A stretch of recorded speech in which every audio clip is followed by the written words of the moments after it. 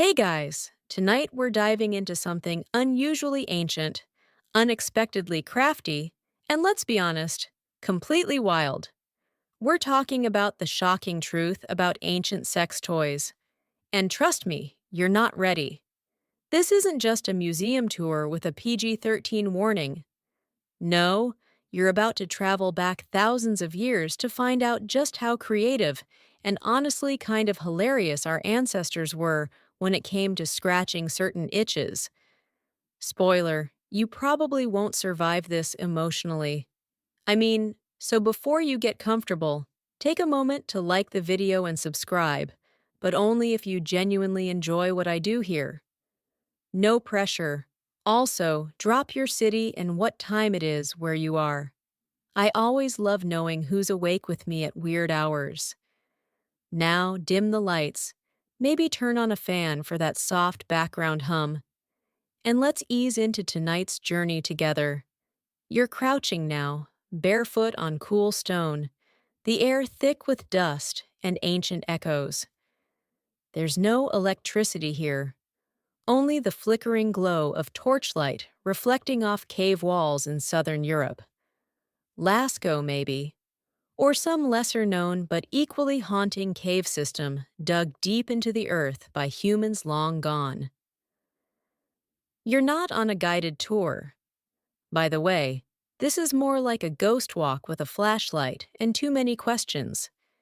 You step forward, careful not to touch the delicate red and ochre paintings that snake across the rock. They're older than writing, older than the wheel, older than history. But you're not looking at the famous bison or hand stencils. You're peering into a smaller alcove hidden behind a fallen slab. And there it is. Something carved, smooth, stone, or maybe ivory. Obvious in shape if you're brave enough to admit it. Roughly 8 in long, and let's just say the design hasn't evolved that much in the past 30,000 years. You tilt your head, no way. But yes, way. Welcome to the world of prehistoric intimacy. We often imagine our Paleolithic ancestors as too busy surviving to, have fun. But the truth is, once you've got fire, tools, and some elk meat in your stomach, your thoughts eventually wander elsewhere.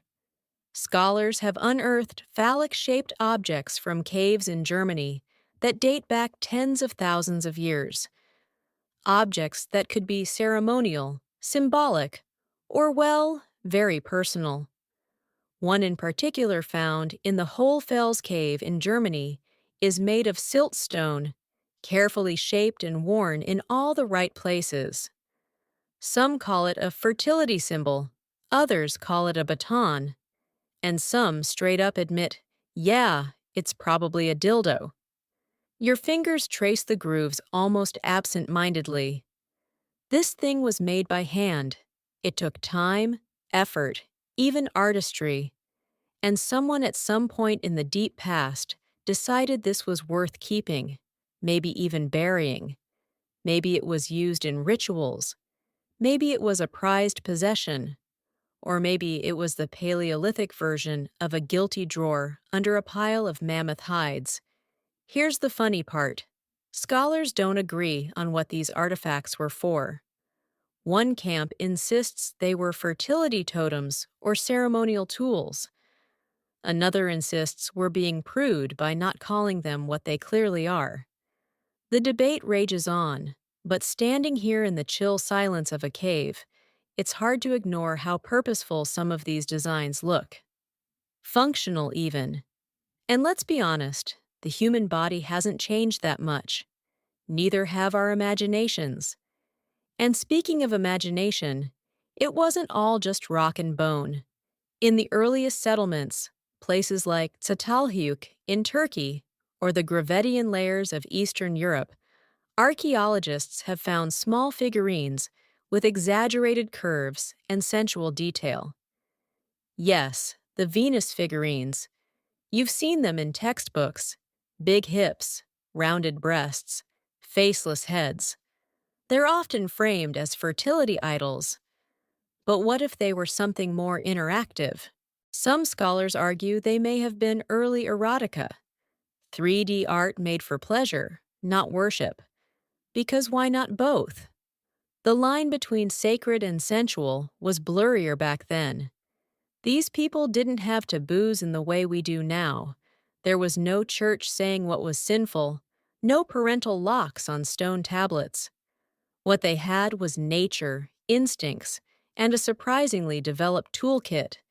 And that included tools for pleasure. You step back, feeling the damp air settle around you. Somewhere behind you, water drips in a slow, eternal rhythm. These walls have seen everything: births, deaths, paintings, firelight, and maybe, just maybe, the first blush of something like seduction. But not all sex toys were hard and stone-like. No pun intended. Some may have been made of wood, leather, or even animal skins, materials that don't survive well after millennia. So for every object we do find, imagine how many others have turned to dust. That's the frustrating part. The full catalog of prehistoric pleasure is probably lost forever. But what survived is enough to suggest a people far more playful, far more curious, and frankly, far more inventive than we give them credit for. Oh, and here's your fringe fact for tonight. In some of these same caves, alongside the fertility idols, archaeologists have found musical instruments, flutes made of bone. So, it's entirely possible that someone thousands of years ago was setting the mood with music, dim torchlight, and a handmade stone accessory, which kind of makes them cooler than most of us. One final thing before we leave this cave. Some researchers think these early phallic objects weren't just about pleasure or fertility. They might have been used in group rituals, symbolic acts that bonded communities, or honored cycles of nature. Imagine standing in a ring of flickering torchlight drums echoing off the stone, holding a carved object that connected you to your ancestors, your body, and your gods. That's a lot of meaning packed into one artifact. And you're still holding it, by the way. Gently, like it might break the spell. You place it back where you found it, half hoping no one ever touches it again, and half hoping someone does. You stand, stretch your legs, and follow the dim torchlight out of the cave into the night. The stars above you are the same ones they stared at. The cravings, physical, emotional, spiritual, are the same too. Different tools, same needs. And this was just the beginning. You're not entirely sure how you got here, somewhere between the Nile and the afterlife. But the sand is warm beneath your feet, and the sun feels ancient, heavy, like it's been watching humans play out their dramas for longer than you want to think about. Egypt, land of the pharaohs, pyramids, mummies, and yes, secret drawers that would make your grandmother blush and your high school history teacher break into a nervous sweat. Because tonight, you're not touring the Valley of the Kings, you're cracking open tombs looking for something way more intimate than gold. The first thing you notice is the silence. The second is the way everything here has been preserved with ridiculous dedication. Papyrus scrolls, linen wraps, honey-soaked foods, even entire bodies. So, it's not that much of a leap to imagine that other more personal items might have survived the centuries, too. And, oh boy, they have. You duck into a tomb, the walls painted with gods, symbols, and glowing hieroglyphs that seem to whisper secrets just out of reach. You're not an archaeologist, but you play one in this fever dream. Your hand grazes a stone shelf. It's covered in dust, but something gleams beneath it. You brush it off and find, well, it's shaped like a banana. If a banana were made of polished wood and carved with little lotus flowers. Not something you'd expect next to jars of intestines and protective amulets. But here we are. The Egyptians, it turns out, were very open-minded when it came to pleasure. Sex wasn't something shameful or hidden. It was a gift from the gods. Hathor, the goddess of love and joy, was frequently depicted in full sensual splendor. Men and women alike wore amulets shaped like erotic body parts for protection, fertility, or just good old-fashioned fun. In fact, phallic imagery wasn't just common, it was practically required obelisks. Yeah, kind of a hint. And let's not forget the god Min, who walked around with an eternally erect. Well, you get the idea. But buried in all this divine symbolism are the artifacts that blur the line between worship and personal use. Scholars have found wooden objects buried with female mummies that, while officially categorized as ritual items, have dimensions and details that suggest a more tactile purpose. Sure, they could have been symbolic fertility tools or votive offerings meant to ensure pleasure in the afterlife. But if you're being honest, they look suspiciously practical for a dead person. You crouch near a burial chamber, the air stale and dry like an old attic. There, tucked in the folds of a linen-wrapped body, is another object.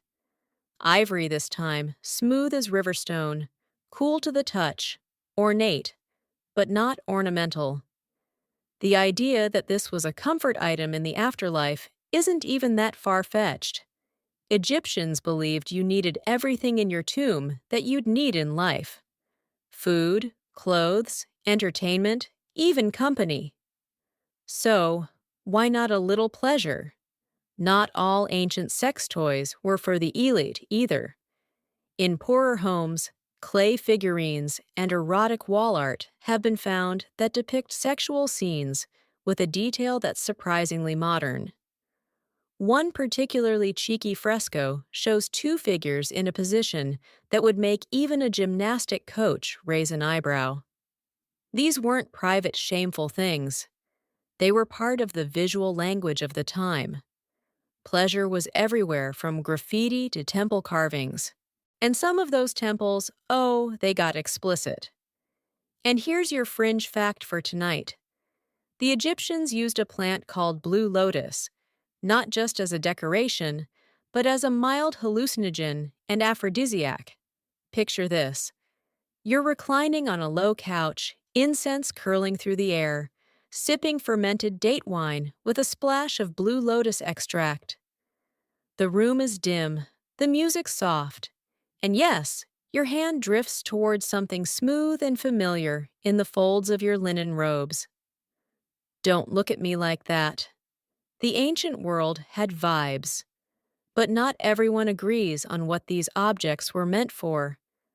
Some Egyptologists argue that the so-called sex toys were purely symbolic or part of fertility magic, meant to conjure new life, not necessarily to create pleasure. Others insist that the duality is the point. In a world where gods had sex, where life and death were part of the same circle, where the river flooded and crops grew and everything was cyclical, sensuality wasn't dirty, it was divine. You wander out of the tomb, stepping into the soft light of early evening. The sun hits the stone in golden beams, making everything glow like the inside of a jewelry box. In the distance, you see the Nile glinting like a lazy snake. Somewhere nearby, a festival is probably starting, drums, dancing, and maybe a little more of that blue lotus. As you make your way down a crumbling path lined with statues, you pass a small marketplace where replicas of those ancient items are sold openly. Little wooden or alabaster shapes that tourists giggle at, unsure of whether they're supposed to be souvenirs or historical jokes. But the original makers, they weren't laughing, they were living. And maybe that's the real takeaway here. These weren't people giggling in secret or hiding their desires behind dusty euphemisms. They built a culture where pleasure had its place right alongside prayer and power, where intimacy wasn't just allowed, it was encouraged. And where, yes, someone a few thousand years ago sat down, looked at a block of wood, and thought, I can make this work. You turn back for one last look at the tomb. The air shimmers with heat and time. Somewhere beneath the sand, someone's secret still rests, waiting to be rediscovered. Not shameful, not weird, just human. You blink, and suddenly the desert heat gives way to the dry lavender-scented air of ancient Greece. The sky is a blinding cobalt blue, and white marble buildings shimmer in the distance, like a mirage made permanent. You're standing on a stone-paved street in Athens, and it feels less like a lost civilization and more like an open-air museum that got frozen mid-conversation. Philosophers argue under olive trees. Someone plays a lyre nearby. And of course, someone else is selling olive oil, and in ceramic jars shaped like body parts you probably didn't expect to see on dinnerware. You walk a little faster. Let's be honest, the ancient Greeks were obsessed with beauty, symmetry, and the human form, and they weren't shy about it. They carved perfect nudes into marble like it was their national sport. And while their art gets praised for its idealism and celebration of form, sometimes it's just downright explicit. Erotic fresco, pottery featuring full-blown orgies, statues with, let's say, enthusiastic detail. You quickly realize that in ancient Athens, sexual expression wasn't hidden in the back room. It was on display, painted in full color on the side of your wine cup. You slip into a modest house off a side street, ducking beneath a linen curtain. The interior is cool, shadowed, private. Inside, a woman is seated cross-legged on the floor, sculpting something out of clay. You watch her fingers shape a small object with the focus of someone making a religious icon. But when you catch the silhouette, it's unmistakable. It's smooth, detailed, and frankly, more realistic than anything you'd expect from the 5th century BCE. And then you see a shelf lined with similar forms, some marble, some terracotta, some painted with delicate vine patterns, like they might double as decorative centerpieces. Welcome to the Athenian adult toy industry. Yes, really. They even had a word for it, Olisbos. These weren't just sculptural whims or fertility trinkets. Ancient Greek literature describes them outright as dildos. In comedies, poems, and even everyday banter, the Olisbos makes more than a few cheeky cameos. Aristophanes, the comic playwright, drops references to them like they're standard household items. You begin to realize that the Greeks didn't just tolerate pleasure. They expected it, especially for women. That's right. This wasn't just a boy club of philosophers lounging around in togas. Women, especially upper-class wives and courtesans known as hetairai, had access to all kinds of tools for self-exploration. Whether they were married to absent husbands or simply taking control of their own satisfaction, these women had options and artisans to supply them. And because Greece was big on trade, they didn't stop at terracotta.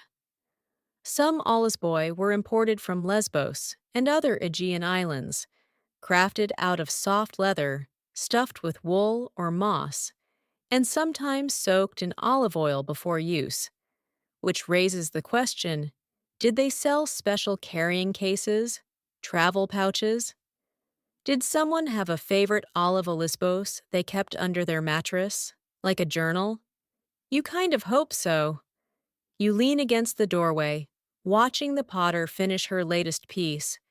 She sets it on a rack beside others. Some whimsical, some functional, some shaped with artistic flourish that makes them look like they belong in a modern design store. And you realize this wasn't just about pleasure. This was craftsmanship, pride, maybe even self-care.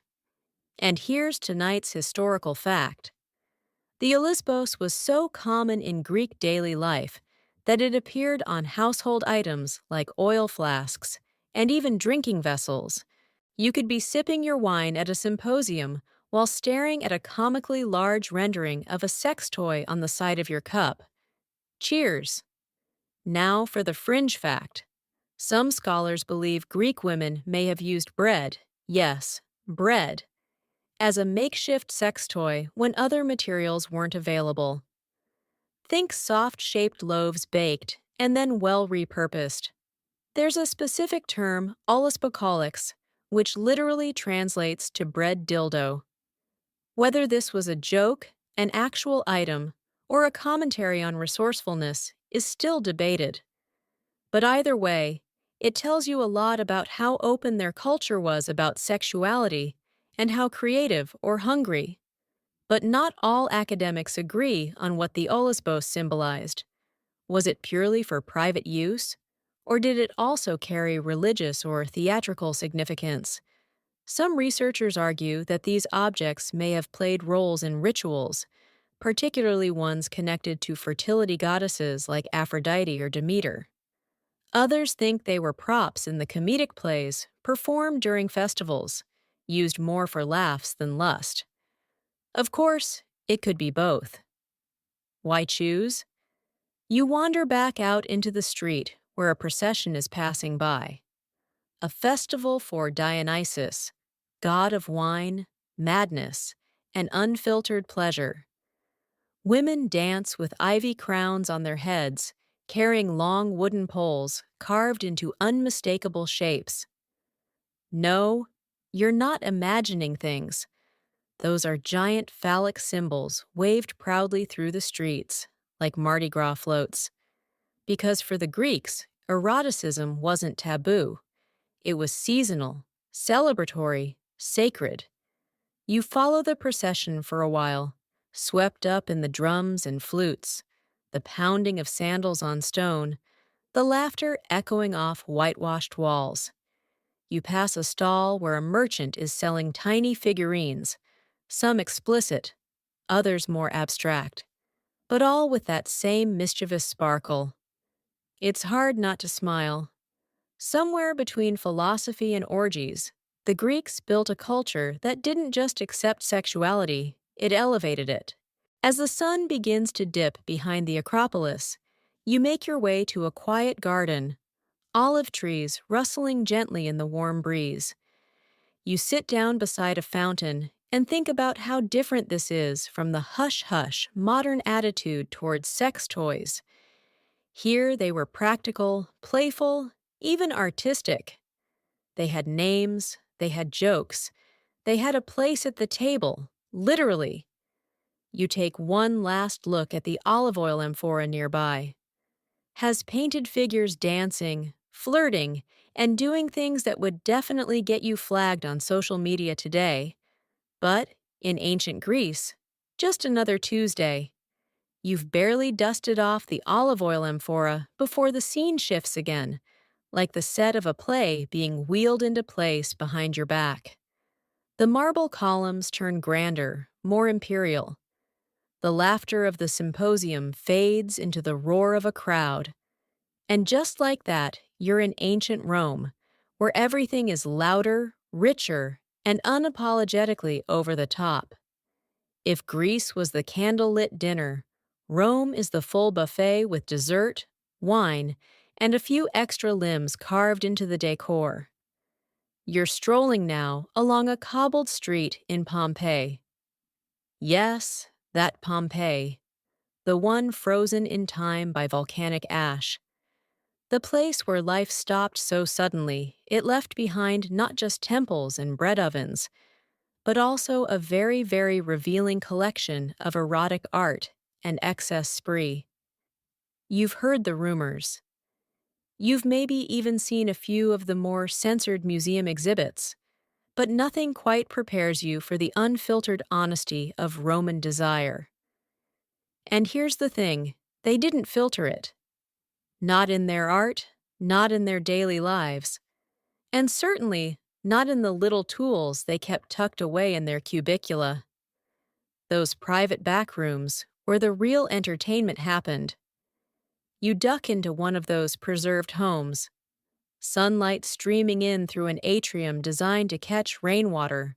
The walls are painted with delicate frescoes of gods, feasts, and yes, people getting very up close and personal. It's basically an ancient adult film reel tastefully arranged around the dining room. And right there, carved into the furniture or displayed like a centerpiece, are some surprisingly elaborate contraptions. Rome didn't just borrow the Olisbos from Greece. They took it, upgraded it, and then made 12 more versions. Ivory, bronze, silver, even glass. Each one shaped with purpose, detail, and a certain Roman flair for making the ordinary feel theatrical. Some had handles, some had rings for grip. One artifact in the Naples Museum is so ornate, you'd think it was a ceremonial wand, until you look a little closer and realize it had a very different kind of magic in mind. Here's your core historical fact for this stop. Sex toys in ancient Rome weren't just for women. There's evidence on walls, in writings, and yes, in preserved objects that men use them too. Sometimes with partners, sometimes solo, sometimes in scenarios we're not even going to try to categorize.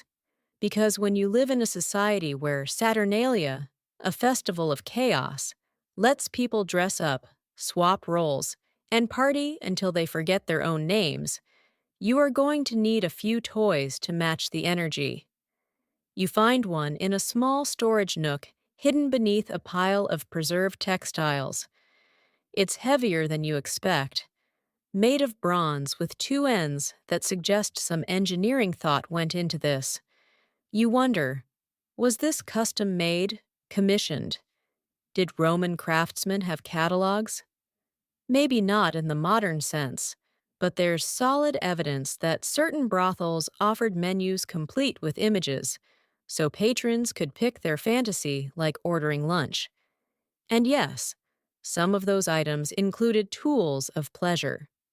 In the Lupanar of Pompeii, the city's most famous brothel, there are still wall paintings depicting various acts, and in some of those, the presence of objects that clearly weren't just for show. You get the sense that sex work in ancient Rome wasn't just about people. It was a whole experience curated with ambiance, choice, and props. Now, for your fringe fact, some Roman sex toys were apparently enchanted, or at least believed to be. Certain phallic amulets called fascinum were worn around the neck or even hung above baby cribs to ward off evil. That's right, magic penis charms for protection. And while most of these were symbolic, some blur the line into functional art, like a bronze object discovered in a merchant's home that doubled as both a wind chime and something distinctly less musical. Talk about multitasking. As you wander out into the bustling Roman Forum, you pass vendors selling garlands, meats, cosmetics, and discreetly tucked under the counters carved bone implements. You glance at one with a handle shaped like Bacchus himself, the god of wine and ecstasy. Coincidence? Not even slightly. It's important to understand the Roman mindset here. Pleasure wasn't sinful, it was expected. A well-balanced life included good food, intelligent conversation, and a satisfying sex life.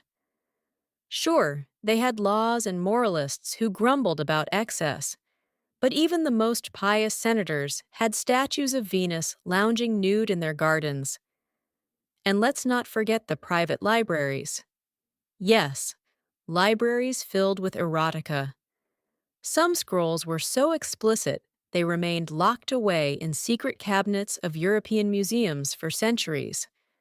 But the Romans, they just called it reading material. Of course, not all historians agree on how common sex toys were among the average citizen. Some argue they were luxuries for the elite, objects of wealth and indulgence, rather than everyday household items.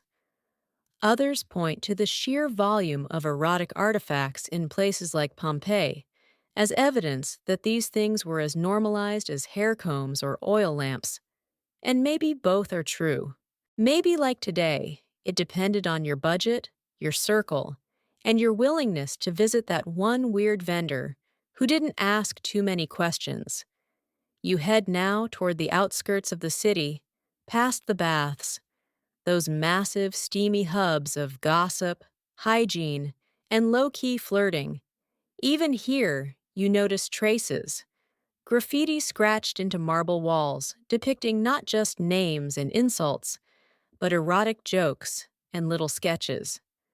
Some of them are crude, some of them are incredibly specific, and some make you wonder if someone was sketching from real-life experience involving props. The sun is dipping behind the hills now, casting the city in a warm, golden haze. Romans walk past you in togas and tunics, laughing, flirting, sipping watered wine. Somewhere behind one of these walls, someone is probably lighting a candle, opening a carved wooden box, and reaching for something they hid under the bed earlier that day. You leave the city behind with one last glance at its marble gods and their very human indulgences. You can still hear the bustle, the clink of goblets, the distant moans of pleasure that might just be echoes of the past, or maybe just some tourists taking the history a little too seriously. The Roman dust hasn't even settled on your sandals before you find yourself in a completely different world. Lush, hushed, and perfumed with the scent of sandalwood and plum blossoms. You're standing at the edge of a sprawling garden filled with koi ponds and whispering bamboo. And just beyond it, a palace made of polished stone and lacquered wood rises into the mist. Welcome to ancient China. And not just the China of philosophy, poetry, or dynasties, but the one that kept its deepest pleasures behind silk screens and in scrolls too delicate for sunlight. You walk quietly through the garden, trying not to disturb the tranquility. Everything here is precise, every leaf in its place, every ripple in the pond choreographed like a ballet. But don't let the elegance fool you. This was a culture that knew all about pleasure, and not just in the poetic sense. Tonight, you're stepping into the chambers of emperors and concubines, where sensuality met strategy, and where sex toys were crafted with as much care as a ceremonial sword. The first thing you notice is how beautiful everything is. Jade ornaments, ivory combs, silk robes embroidered with gold thread, and then tucked beneath a lacquered chest. Something small, smooth, and cold to the touch. Greenish-white, shaped with subtle curves and delicate ridges. You turn it in your hand. It's jade, of course, and it is most definitely not a hairpin. This is the world of the jade dildo.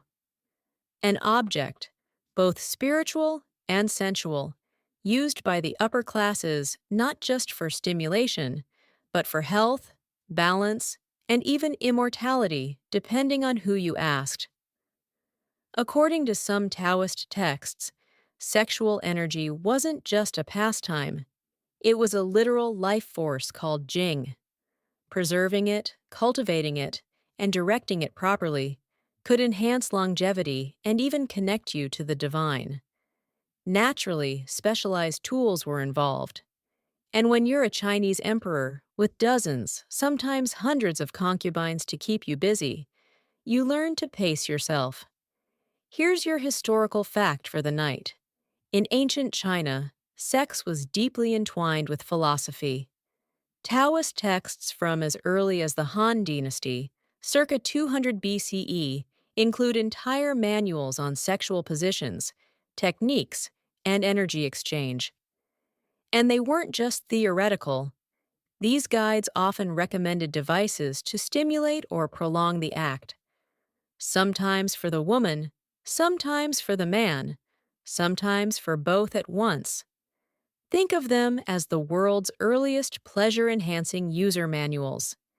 You enter the private quarters of a noble woman, quiet, perfumed, and dimly lit with lanterns that cast soft shadows across carved wooden panels. On her vanity are all the expected items: powder jars, hairpins, silk sashes, and then a drawer that slides open to reveal a collection of objects in varying shapes and materials. Some are jade, some polished stone, others carved bone, or even smooth metal. Each is a different size, some etched with floral patterns, others plain and functional. You stare at them the way you might at a modern boutique, curious, slightly flustered, and totally impressed. Now for your fringe fact. There's evidence that some toys were designed not just for penetration, but for vibration. Yes, seriously.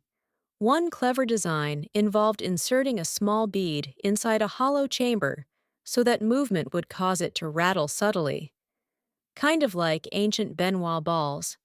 Another involved spring mechanisms, or jointed components that moved with the user's body. Primitive, sure, but also kind of brilliant. Pleasure was a science here with craftsmanship to match. Of course, there's debate over how widely these tools were used outside of the palace walls.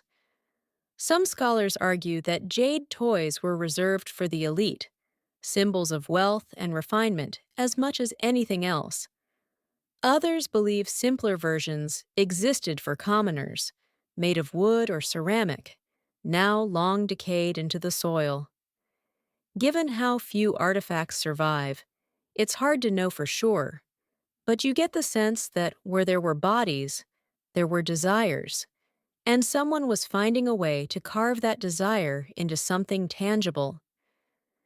You sit for a moment on a low cushion surrounded by silks and whispers of incense. You can almost hear laughter from the inner chambers, where concubines and handmaidens lounge between performances and poetry readings. The popular image of the harem, dozens of women waiting in boredom for their emperor, isn't quite accurate. These were centers of culture, education, and yes, personal agency. Women here studied erotic manuals, practiced techniques designed to please, but also to control. Pleasure in this context was power. One of the more curious scrolls you find tucked into a bamboo tube details a legend about a courtesan who used a carved stone device to seduce not just an emperor, but to keep his favor through 9 dynastic changes. The scroll is half myth, half instructional diagram, complete with illustrations that definitely aren't about acupuncture. The implication is clear. Mastery of pleasure could be a political tool, and sex toys weren't shameful. They were strategy. You glance back at the collection one last time. These weren't cheap thrills. These were crafted, considered, sometimes even blessed. They were stored with care, handed down in some families, or buried in tombs beside their owners. Not hidden out of embarrassment, but included for comfort in the afterlife. You wonder if any modern toy will ever get that kind of legacy treatment. Outside, the moon has risen over the koi ponds, casting soft light on the reflective water. A crane steps delicately through the reeds, and somewhere behind a curtain, a zither plays. You stand stretching, suddenly aware of how still everything is here. Like the entire palace is holding its breath, not in shame, but in quiet understanding. The door closes behind you, the jade still cool in your memory. The cool jade air of the palace slips away, replaced by dry heat and the faint, earthy scent of clay. You're standing in a settlement that hums with quiet dignity. Its wide streets lined with mud brick houses and carefully planned drainage systems. No grand temples here, no glittering scrolls or marble statues, just orderly blocks, practical living, and a silence that feels more like focus than austerity. You're in the ancient Indus Valley civilization. Now, somewhere between 2500 and 1900 BCE, walking through the ruins of Mohenjo-Daro or Harappa, wondering how a society so advanced left behind so little we actually understand. But make no mistake, just because they weren't writing erotic poetry on temple walls doesn't mean these people were without desire. They just expressed it differently, discreetly, symbolically. Or maybe we just haven't translated the signs yet. You wander down a narrow alley where sun-baked walls lean in just slightly, their surfaces decorated with faint impressions from generations of hands. There's a stillness here, broken only by the imagined sounds of pottery wheels and soft footsteps on packed dirt. In one corner of a home preserved like a memory trapped in clay, you spot a small figurine half buried in dust. You kneel down, brushing it off. It's terracotta, smooth from age with exaggerated hips and full breasts, arms stretched above the head like a dancer mid-twirl. At first glance, it might look like another fertility idol, but the detail, the posture, it's sensual in a way that feels deliberate. The lips are slightly parted, the belly softly curved. Not a goddess, a woman, real, tangible. This isn't your typical goddess on a pedestal situation. This figurine, and others like it, seems to celebrate the human body not just as a vessel for birth, but as a source of pleasure. It's as if the artist knew the exact curve that would draw the eye, the hand. You find more in other homes, small sculptures tucked into personal corners, buried near sleeping areas, often accompanied by oil lamps or polished stones. Were they art icons or something more private? Here's your historical fact. The Indus Valley civilization was one of the most sophisticated urban cultures of its time. They had sewage systems, standardized weights, and trade networks that stretched across continents. But despite their architectural brilliance, their written language remains undeciphered to this day. So, when we find objects that hint at sexuality, like these figurines, we're left to guess their purpose, which frankly makes the mystery even more alluring. And now for your fringe fact. In some ruins, archaeologists have uncovered small cylindrical stones and bone objects with rounded ends, smooth, polished, with no obvious function. Officially, they're categorized as tools or weights. Unofficially, well, some researchers believe they may have been early sex toys, perhaps used by women in private, or during rituals we no longer understand. But since no instruction manual has turned up yet, we're left with silent artifacts and a whole lot of eyebrow raises. You move toward what was once a bathing area, a large brick basin sunken into the floor, designed to be filled with water carried from the nearby river. It's quiet here, almost reverent. Water was sacred in this culture, used not just for cleanliness, but for spiritual renewal. You imagine a woman stepping into this pool at twilight, her body glowing in the amber light of clay lamps, perhaps holding a small carved object she kept hidden in a cloth pouch. A moment of privacy, peace, and connection, not to a god, but to herself. The Indus people didn't leave behind dramatic temples or phallic columns. Their art is more subtle: beads, seals, jewelry, and yes, these figurines. But if you read between the lines, a different kind of story emerges, one where pleasure wasn't banished, just folded quietly into the rhythms of everyday life. No declarations, no shame, just quiet knowing.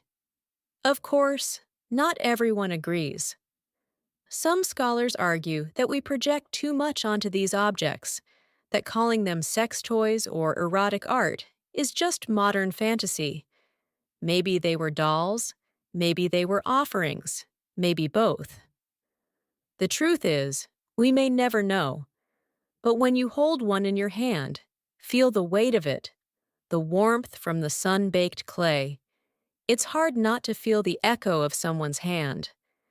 Someone who shaped this, not just for ceremony, but for touch. You duck into another home, this one larger, maybe belonging to a family with trade connections. In a small room off the courtyard, you find another figurine, this one male, and the detail is generous, not just anatomically, but artistically. The posture, the shape, the confidence of it. Whatever else they believed, these people clearly didn't hate their bodies.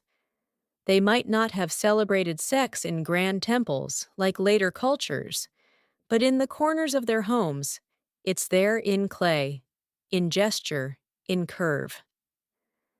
As you walk back out into the street, a breeze picks up, lifting the scent of earth and dried herbs. You imagine the city as it once was, alive with voices, footsteps, fires crackling in ovens, and maybe quiet laughter behind closed doors. A society so advanced it didn't need monuments to power or pleasure, just space to live and feel and create. One last thing catches your eye. A smooth stone tucked beneath a stairwell. You pick it up, turning it in your hand. It's warm now from the sun, shaped like a river-worn pebble, except too symmetrical, too deliberate. You smile and slide it back into its hiding place. You're not the first person to wonder what it was for, and you won't be the last. You're not walking anymore. You're gliding, bare feet brushing smooth stone, the scent of jasmine curling through the air like a spell. The sounds of the Indus fade into a low, humming chant. Soft bells ringing in rhythm with your heartbeat. It's darker here, the shadows stretching long and deep between flickering oil lamps. You've arrived in ancient India somewhere around 500 CE, and not the version that lives in textbooks filled with battle dates and empires. No, this is the India of silk-draped temples, candle-lit rituals, and a worldview where desire isn't something to hide. It's something to worship. You pass through a carved archway, each stone panel a swirling parade of human forms, dancing, embracing, merging into each other like waves.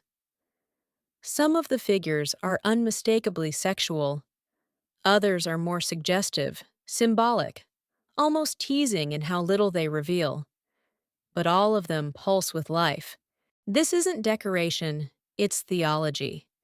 You've arrived at a temple devoted to Tantra, where the line between sacred and sensual doesn't just blur, it vanishes. You step inside, the air is thick with incense and quiet reverence. Worshippers move slowly, deliberately, dressed in red, gold, and soft cotton. Their faces calm, eyes half closed. You follow them deeper into the sanctuary, where a priestess kneels beside a low altar. Her hands are moving over a small collection of items. Bowls of perfumed oil, rings carved from rosewood, and yes, something that looks suspiciously like a sculpted toy. Curved, gleaming, designed not just to fit the body, but to teach it. In the world of ancient Indian Tantra, sex wasn't just an act. It was a portal, an instrument for enlightenment, connection, healing. And that meant it required tools, implements, instruments of intimacy that helped direct energy and intention. These weren't crude or shameful things.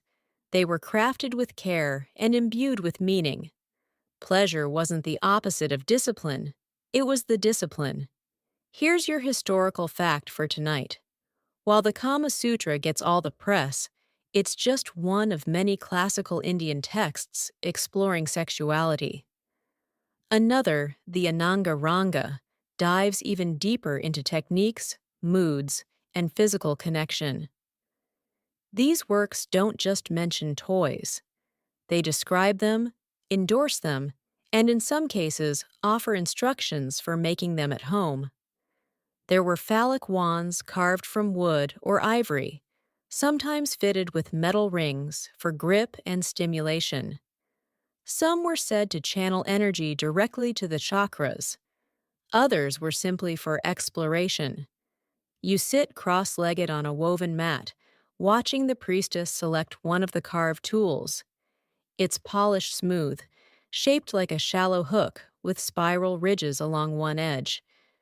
She holds it the way someone might hold a prayer bead delicately, respectfully. To her, this isn't about lust. It's about awakening, reaching a part of the self hidden beneath layers of thought, tension, ego, and the toy. It's not the goal, it's the guide. And here's your fringe fact. Some temples in South India house statues that weren't just sexually explicit. They were anatomically instructive. Carvings showing couples mid-act with toys in hand or being used in ways that mirrored the teachings of tantric texts. These weren't back-alley graffiti or private indulgences.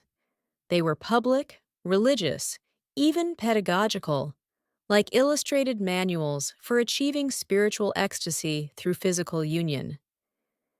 You walk past an open chamber where a couple kneels together in meditation.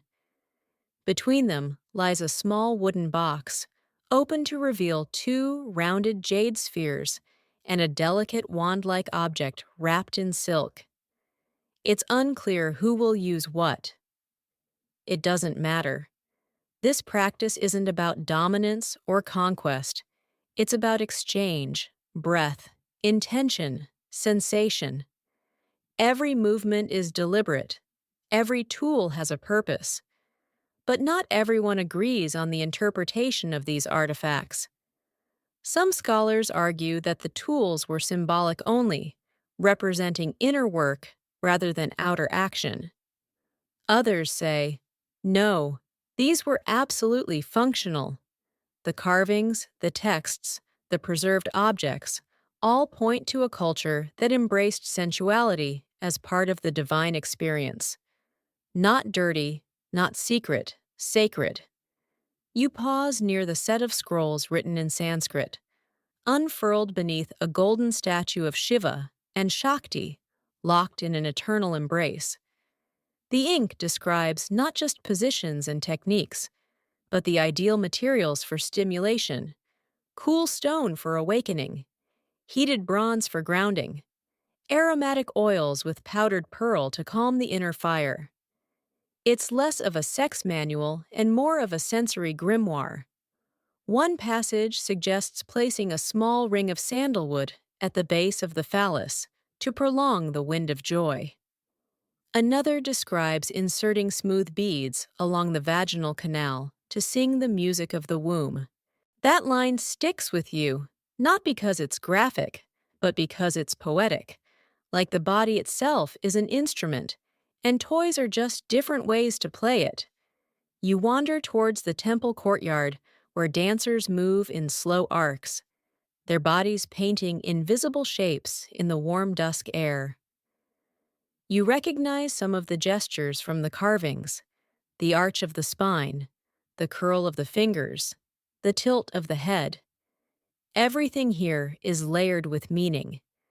A toy isn't just a tool, it's a ritual object, a reminder, a physical expression of invisible forces.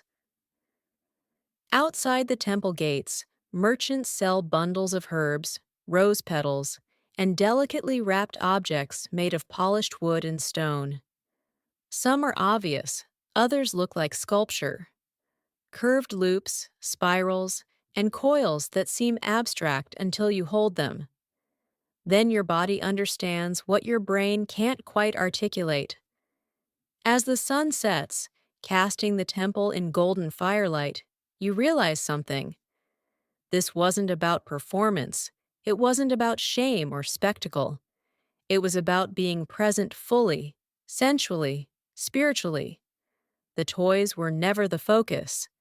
They were extensions of intention, fingers pointing toward the moon.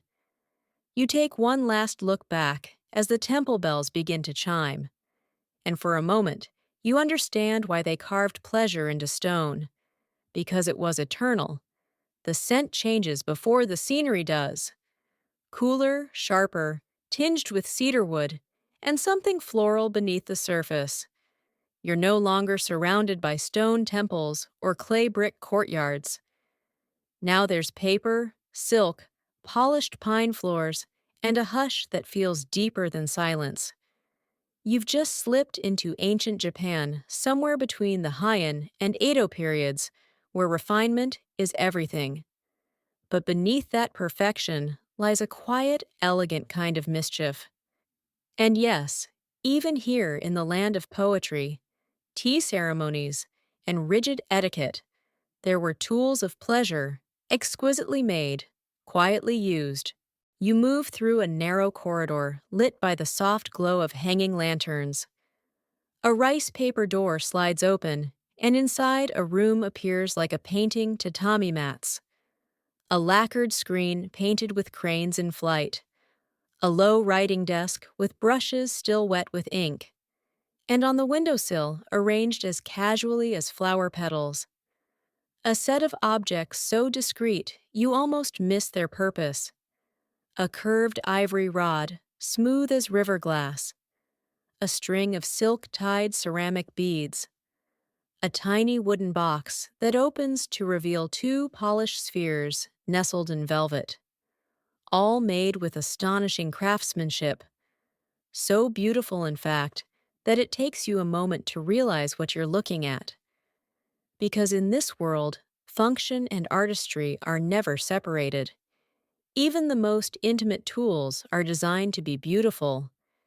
You're in the company of the oirin, or ladies of elegance, courtesans, geisha, noble women who knew that pleasure wasn't shameful. It was a skill, a discipline, a form of power. And toys. Toys were not cheap diversions. They were instruments of training, mastery, and sometimes survival. Here's your historical fact. By the Edo period, 1603 to 1868, Japan had a flourishing culture of sensual art and literature known as Shunga. These illustrated books were often explicit, hilarious, and deeply artistic, featuring not just lovers, but the tools they used. Dildos, beads, ropes, vibratory devices activated by water flow or subtle motion, some of them mechanical in nature, others poetic in concept. These images weren't hidden. They were collected, traded, and sometimes gifted at weddings. Talk about practical starter kits. One famous Shunga print shows a woman reclining on silk cushions mid-laugh, holding a long curved toy as if she's about to share an inside joke with the viewer. Her expression says everything. This isn't taboo. It's familiar, confident, human. And now for your fringe fact. Some Edo-era artisans were so skilled in wood carving that they created hollow toys with tiny bells inside. They would chime or vibrate subtly when moved, creating sound and sensation at the same time. Others were designed with delicate internal compartments to hold aromatic oils or incense, so the object would warm and release fragrance during use. Imagine that level of sensory layering. Touch, scent, sound, all harmonized for one singular, deeply personal moment. But let's back up. You're kneeling now at a small vanity table where a silk bundle has been gently unfolded. Inside are 5 or 6 different items, each lovingly wrapped in soft cloth tied with red string. This wasn't just for storage, was ritual, a kind of daily preparation, a meditation on pleasure. You pick up one, a short, wide ceramic plug with a painted cherry blossom design, and you wonder who made it. A male artisan? A female one? Was it commissioned? Passed down? A gift between lovers? Across the room, you spot a scroll half unfurled. Not a religious text, but a private diary. The brush strokes are delicate but confident, and the entry reads like poetry. She describes lying alone during a winter evening, warming her fingers by the brazier, the hush of snow outside, and then choosing the white one, the one carved with waves. She doesn't name it. She doesn't have to. The reader knows, and she's not ashamed. Some scholars argue these items were only used by high-class courtesans and not by average women. Others disagree, pointing to accounts of married women, midwives, and even nuns who described using self-stimulation as part of health or purification rituals. In a culture so rich with symbolism, who's to say where ritual ends and desire begins? You move to a small garden outside the room, enclosed by bamboo fencing. The air is thick with the perfume of blooming plum trees. In the corner, a stone water fountain trickles gently, and beneath it, a hollow chamber with a tiny carved figure tucked inside. 2 lovers wrapped around each other in what looks like a delicate dance, and at their feet, a miniature object that's undeniably utilitarian and beautiful, always beautiful. You realize standing there that these weren't hidden items of shame. They were part of the fabric of life, much like a fan or a comb or a brush for calligraphy. They were tools for expression, not just release. And they were maintained, oiled, cleaned, stored in boxes lined with velvet or silk, as lovingly kept as any treasured heirloom. Here's something to chew on. While the West was heading into centuries of sexual repression, Edo Japan embraced sexuality as part of its social rhythm. Pleasure houses were not just brothels. They were centers of fashion, music, storytelling, and innovation. And within those walls, sex toys were not props. They were partners in artistry, crafted by hands that understood the human body as both temple and playground. As twilight deepens, you find yourself in a narrow shop tucked between 2 tea houses. Inside, an elderly man carves quietly at a block of hinoki wood. He doesn't look up, doesn't pause, just keeps sanding, shaping, smoothing. On a nearby shelf are finished pieces, some clearly ornamental, others more interpretive. He places one into your hands without a word. It's shaped like a wave cresting, delicate as bone. You don't ask what it's for. You just feel the curve of it and understand. Back outside, the lanterns flicker to life, casting golden light over the street. Somewhere nearby, a shamisen begins to play. It sounds sharp and sorrowful. You walk on past shuttered stalls and quiet doorways, and you wonder how many stories are tucked into boxes beneath beds, wrapped in silken secrecy, but never shame. Because in this world, pleasure was an art form, and every art form needed its tools. It's colder now, sharply so. The air bites at your cheeks and fills your lungs like ice water. Snow crunches beneath your boots, and in the distance, you hear the hollow thud of an axe splitting firewood. You've arrived in a place where nights are long, homes are warm, and silence is often interrupted by the howl of wolves or the crack of ice shifting beneath frozen rivers. This is Viking country, Scandinavia, around 900 CE. A world of long houses, fur cloaks, iron blades, and surprisingly cozy bedrooms where more than weapons were being skillfully crafted. You step into a long house lit by firelight, the thick smell of smoke and pine sap clinging to the wooden beams. It's built low and sturdy, made to withstand bitter winters and invading armies. But inside, it's intimate. People gather around the hearth. Children play with carved toys. Someone is sewing. And behind a heavy curtain near the back, you feel it. A space that's private, maybe even tender. You duck inside and find a sleeping nook tucked into the wall. Furs are piled thickly, pelts from elk and bear, soft to the touch. There's a low shelf nearby with a few personal items: a carved bone comb, a pouch of dried herbs, a knife in a sheath decorated with knotwork, and curiously, a small wooden object wrapped in cloth. You pick it up. It's palm-sized, roughly 8 in long, and unmistakably phallic, smooth, polished, with intricate carvings of ravens, waves, and serpents winding along the shaft. You blink.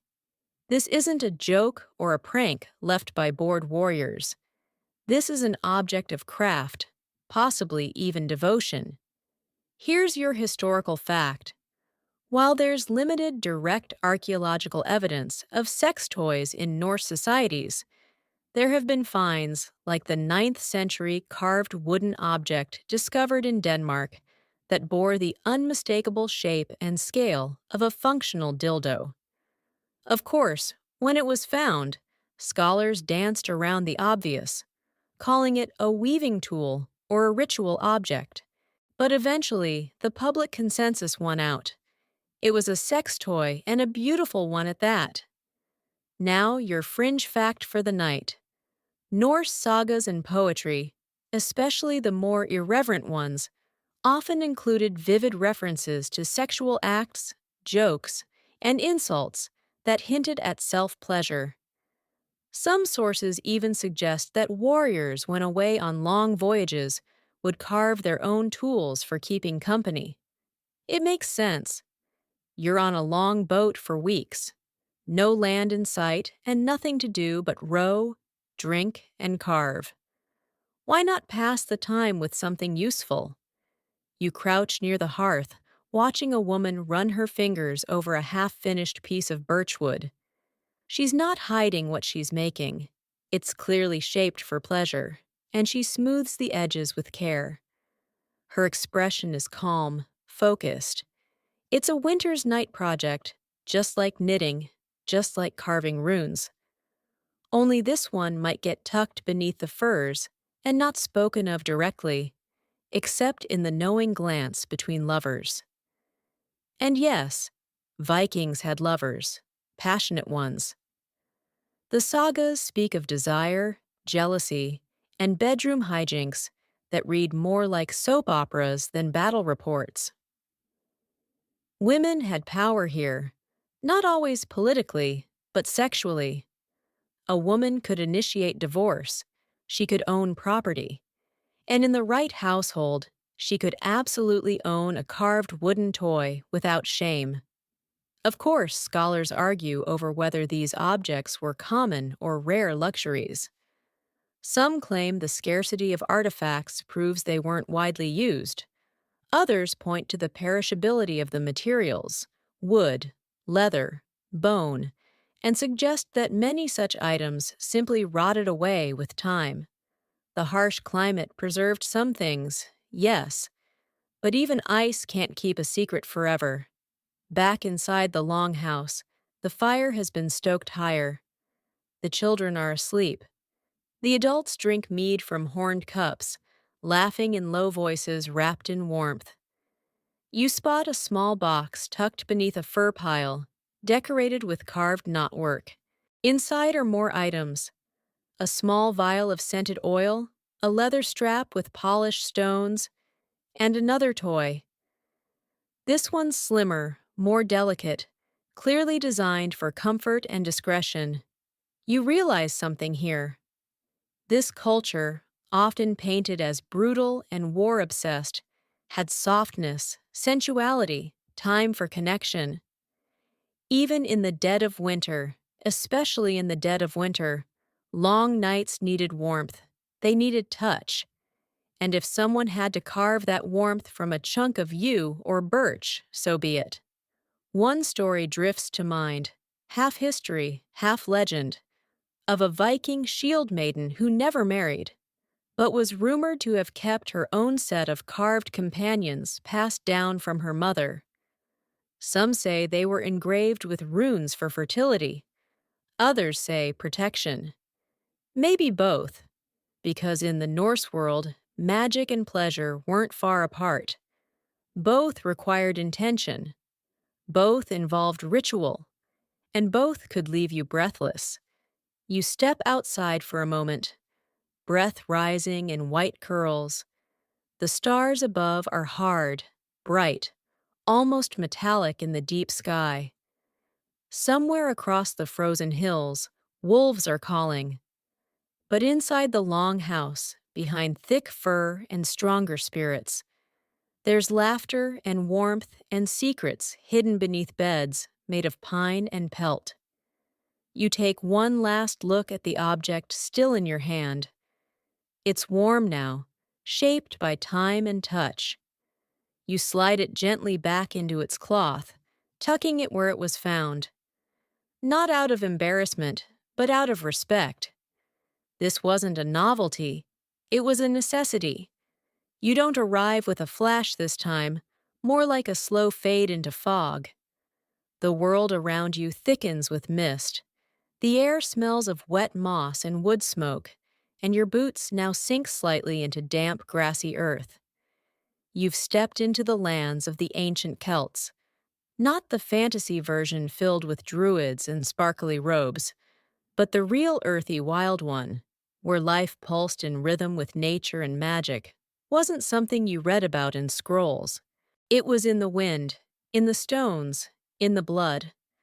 And as you're about to find out, also in the bedroom, this isn't a civilization of massive stone cities or marble sculptures.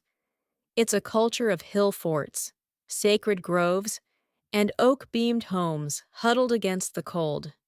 You're near a small settlement, probably Iron Age Britain or Gaul, maybe 200 BCE. The firelight glows behind thick animal hide door flaps. The moon peers through clouds like it's trying not to interrupt anything. And you're stepping into a roundhouse where something unusually intimate is about to be rediscovered.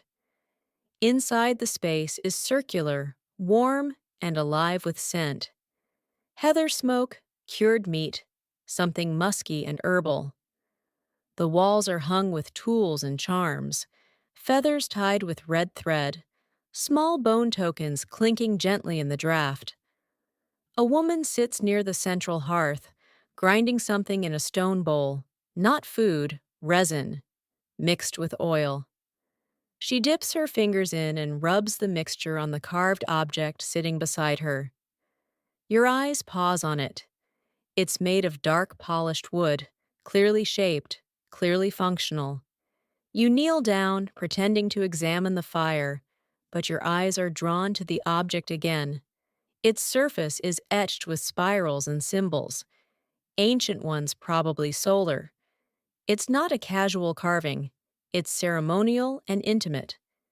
Here's your historical fact. Celtic tribes, though often described as wild or barbaric by Roman and Greek writers, had rich traditions tied to the body and its natural rhythms. Their spirituality didn't divide sacred from sensual. Both were connected through cycles of nature, fertility rites, and deeply embodied ritual practices. Some artifacts found in bogs and burial mounds suggest the presence of tools that may have had sexual uses. Smooth-shaped stones, carved bone instruments, wooden objects hidden among charms and fertility figurines.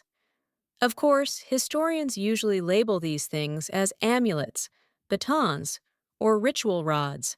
But when you hold one in your hand and feel how perfectly it rests in the palm, or how organically it fits certain curves of the body, well, let's just say not every rod is for pointing north.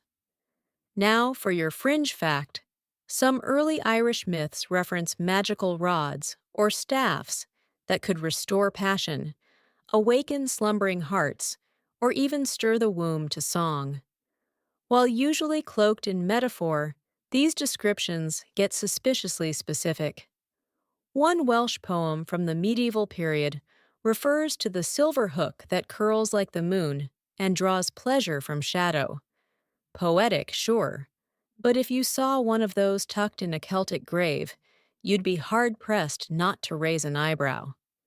You wander toward a second room, more private, dimly lit, filled with the scent of lavender and iron. A basket rests at the foot of a sleeping platform, covered in deer pelts. You lift the edge and find a collection of items wrapped in linen. Beads strung on leather cord, a small mirror, and a set of polished wooden objects. Two rounded, one long and gently curved, one crescent-shaped like a half moon. They aren't decorated, just shaped with care. You run your fingers along the grain of the wood and notice how warm it feels, how natural in the hand. These weren't decorated, just shaped with care. These weren't mass-produced or randomly whittled by a bored shepherd. These were made with intent, maybe by a lover, maybe by a priestess, maybe by the person who used them. And this wasn't a world that feared the body. Far from it. The Celts painted themselves for battle and ritual.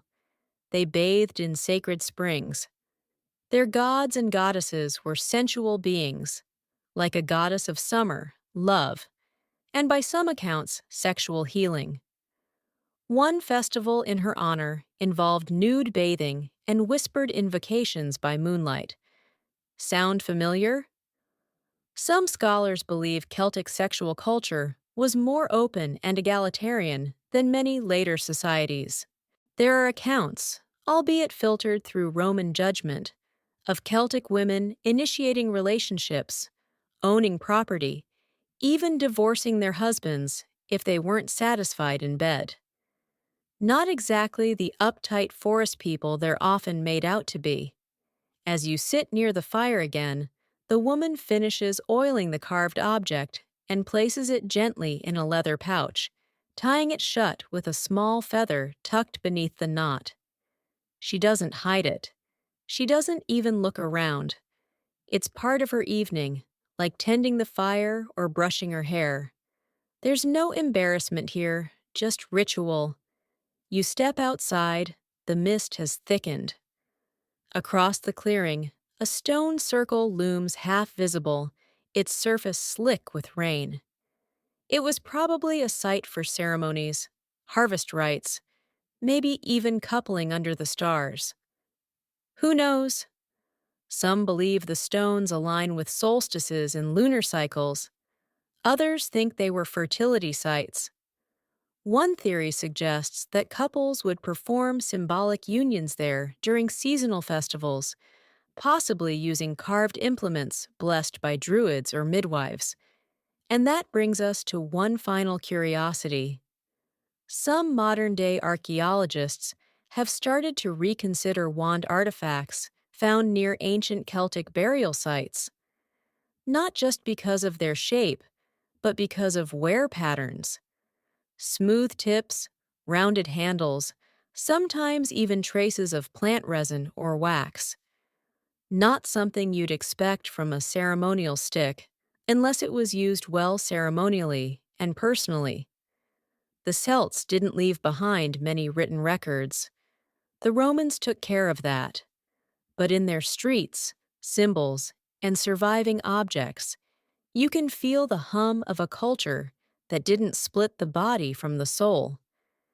They knew pleasure was power, that it could be magical, medicinal, and sometimes just practical. The tools they left behind weren't stamped or standardized. They were crafted by hand, held by hand, and cherished. As you walk back through the mist, you notice a stone at the edge of the grove, shaped like a crescent, and worn smooth by centuries of rain. Someone once sat here under a full moon. Maybe alone, maybe not, with something carved and sacred in their hands. Not a relic, not a sin, a spell. The jungle hits you like a living wall, wet, warm, and buzzing with the kind of life that never sleeps. Cicadas scream in the treetops, parrots call out like drunk theater critics, and beneath your feet, the earth squishes with every step. You're in the heart of Mesoamerica now, in the land of the ancient Maya, somewhere between 600 and 900 CE, during their classic period.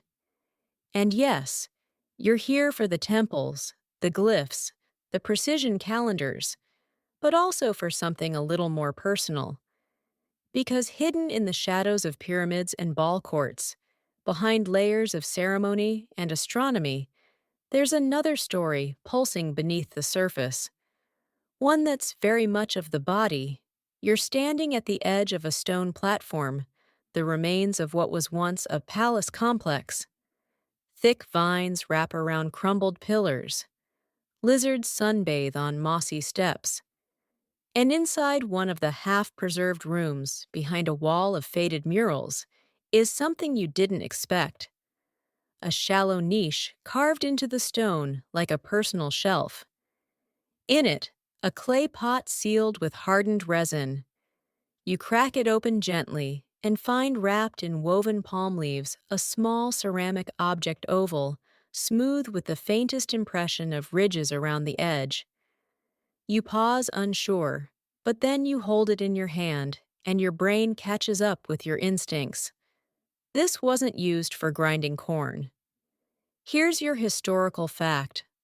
While the Maya are best known for their towering step pyramids and eerie precision in astronomy, their art and artifacts also reveal a world rich in sensual symbolism. Figurines, painted vessels, and even codices depict acts of intimacy, not just in the reproductive sense, but in stylized performative ways that suggest pleasure as both cultural and spiritual. Some of these depictions include tools, small handheld items often shaped like gourds, eggs, or phalluses incorporated into rituals, dances, or private scenes. And here's your fringe fact for tonight. One Mayan creation myth describes gods forming humans from maize dough, pressing, shaping, molding. But there's an odd tangent in one variant where the gods experiment with shapes, testing which ones bring joy to the clay. Interpret that however you want, but some scholars think it's a metaphor for early sex toys, tools used to stimulate and awaken the body before it's filled with breath. Imagine the gods carving humanity and giving us not just minds, but means. You slip deeper into the palace ruins, past low walls etched with glyphs, and into a chamber where sunlight filters through cracks in the stone ceiling. On one wall, a mural shows two figures reclining beneath a tree. One pouring water from a gourd, the other holding an object that looks suspiciously suggestive. It's not just the shape, it's the context. There's no combat, no ritual sacrifice, no maize harvest here, just pleasure, shared, intentional, serene. And that's where the Maya differed from many of their contemporaries. Their spirituality wasn't all about blood and fire. Sure, they had plenty of that, but they also believed in balance between death and life, pain and ecstasy, body and spirit. And that meant the body was a temple worth exploring, not just enduring. Some glyphs even use euphemisms like flower opening or sun-touching stone to refer to acts of intimacy, often paired with depictions of objects now long vanished.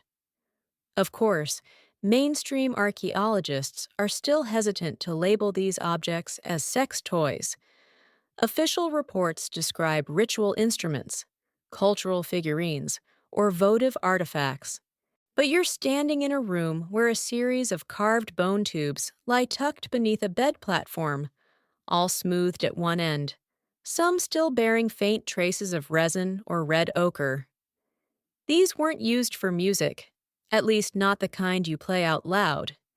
You pick one up and notice the carvings, small symbols etched along the shaft. Some are familiar glyphs: maze, rain, moon. Others are abstract: swirls, eyes, spirals. Was this someone's personal talisman? A magical object meant to bring fertility or love? Or was it both? A sex toy and a spell? Because in this world, those two things weren't separate.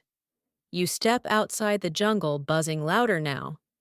You follow a moss-covered path that winds down into a smaller, more private structure, a steam bathhouse. The temazcal used for healing, purification, and in some communities, sensual rejuvenation. Archaeological digs at certain Maya sites have revealed small ceramic objects hidden in the drain channels of these baths, curved, sealed, and unmistakably handheld. Not accidental, not waste. The idea that sex and ritual were intertwined isn't new here. The Popol Vuh, the sacred book of the Maya, is full of twins doubling transformation and fertility magic. While sex isn't described explicitly, there's a rhythm of creation and penetration in every myth. The gods plant seeds, merge with the earth, into caves that birth rivers.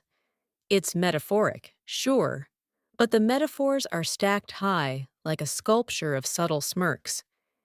Here's something wild to consider.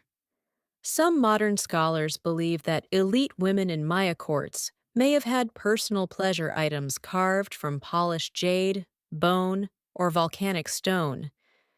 These wouldn't have been tossed aside. They'd be passed down, wrapped in cloth, even buried with the owner. Only a few have surfaced, and none officially cataloged as sexual devices, but the shapes, the wear patterns, and the contexts hint at far more than we're told. As the day wanes, you sit at the edge of a stepped pyramid, the stone still warm from the sun. Below you, the jungle breathes, steams, sighs. Somewhere out there, a howler monkey screams at the twilight. But here, it's calm. You run your fingers along the ceramic object still in your hand, thinking about the woman who once owned it. Was she a priestess, a noble's wife, a healer, or just someone who understood her own body and saw no reason to apologize for it? You tuck it back into the woven leaves, nestling it in the niche where you found it, because it doesn't belong in a museum behind glass. It belongs here in the hush between vines and stone, in the space where pleasure wasn't a sin, but a song, a private note in the long, rich harmony of life. The air thins as you climb. Each step feels heavier, the altitude wrapping around your lungs like a gentle vice. The Andes rise around you like stone gods, jagged and snow-dusted, their silence deeper than any you've known.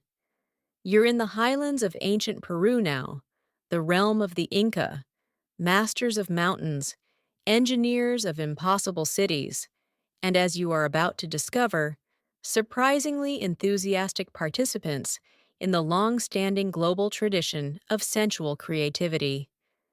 You crest a ridge, and there it is. Machu Picchu, the old peak, or maybe another lesser-known city, now half swallowed by the jungle. Terrace steps climb the hills like frozen waves, and stone buildings sit perfectly aligned with the sun, the stars, and each other.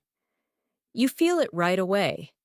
This was a place of power, spiritual, astronomical, imperial.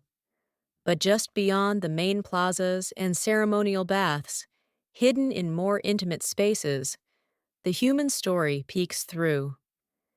You find yourself in a small room, one of many built into the hill's slope.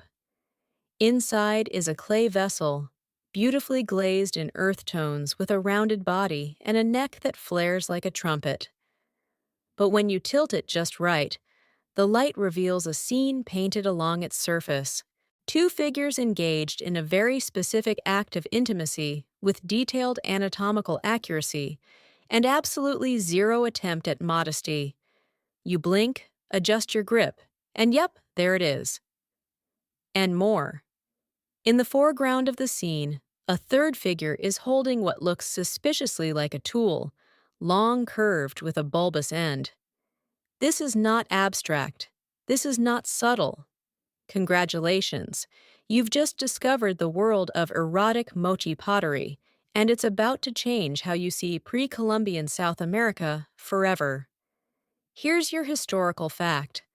The Mochi civilization, which thrived along the northern coast of Peru from about 100 to 800 CE, well before the rise of the Inca, produced thousands of ceramic vessels depicting sexual acts in incredibly explicit detail.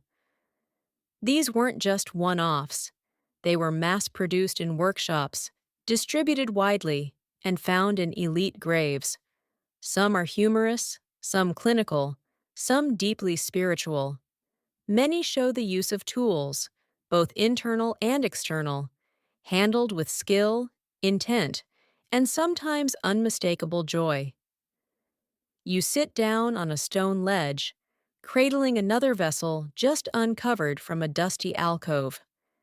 This one shows two women, their hair tied up, one lying back, while the other holds an object that looks exactly like a double-ended dildo, carved from bone or wood. Maybe it's shaped with care, rounded edges, a smooth taper. The depiction is not only frank, it's loving. The kind of scene you'd expect in a modern art exhibit titled something like The History of Intimacy, except it's over 1,000 years old and made by people who didn't even have a written language as we know it. Here's your fringe fact.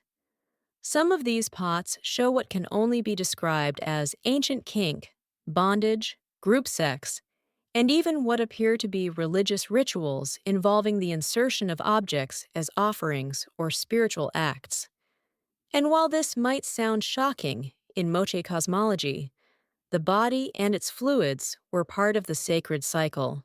Fertility wasn't separate from divinity, and neither, it seems, were the tools that facilitated it. Of course, some historians and curators have spent decades trying to sanitize this art. You'll see these vessels labeled as fertility jars, mythological scenes, or the ever-popular unidentified ritual object. But let's be real. When a pot shows a man using a carved device on himself while seated on a throne made of skulls, we're not talking about just corn worship. As you explore further, you find more of these vessels, some wrapped in cloth, others stored with personal items and beads, weaving tools, tiny mirrors. It's clear these weren't just ceremonial. They were private, practical, owned.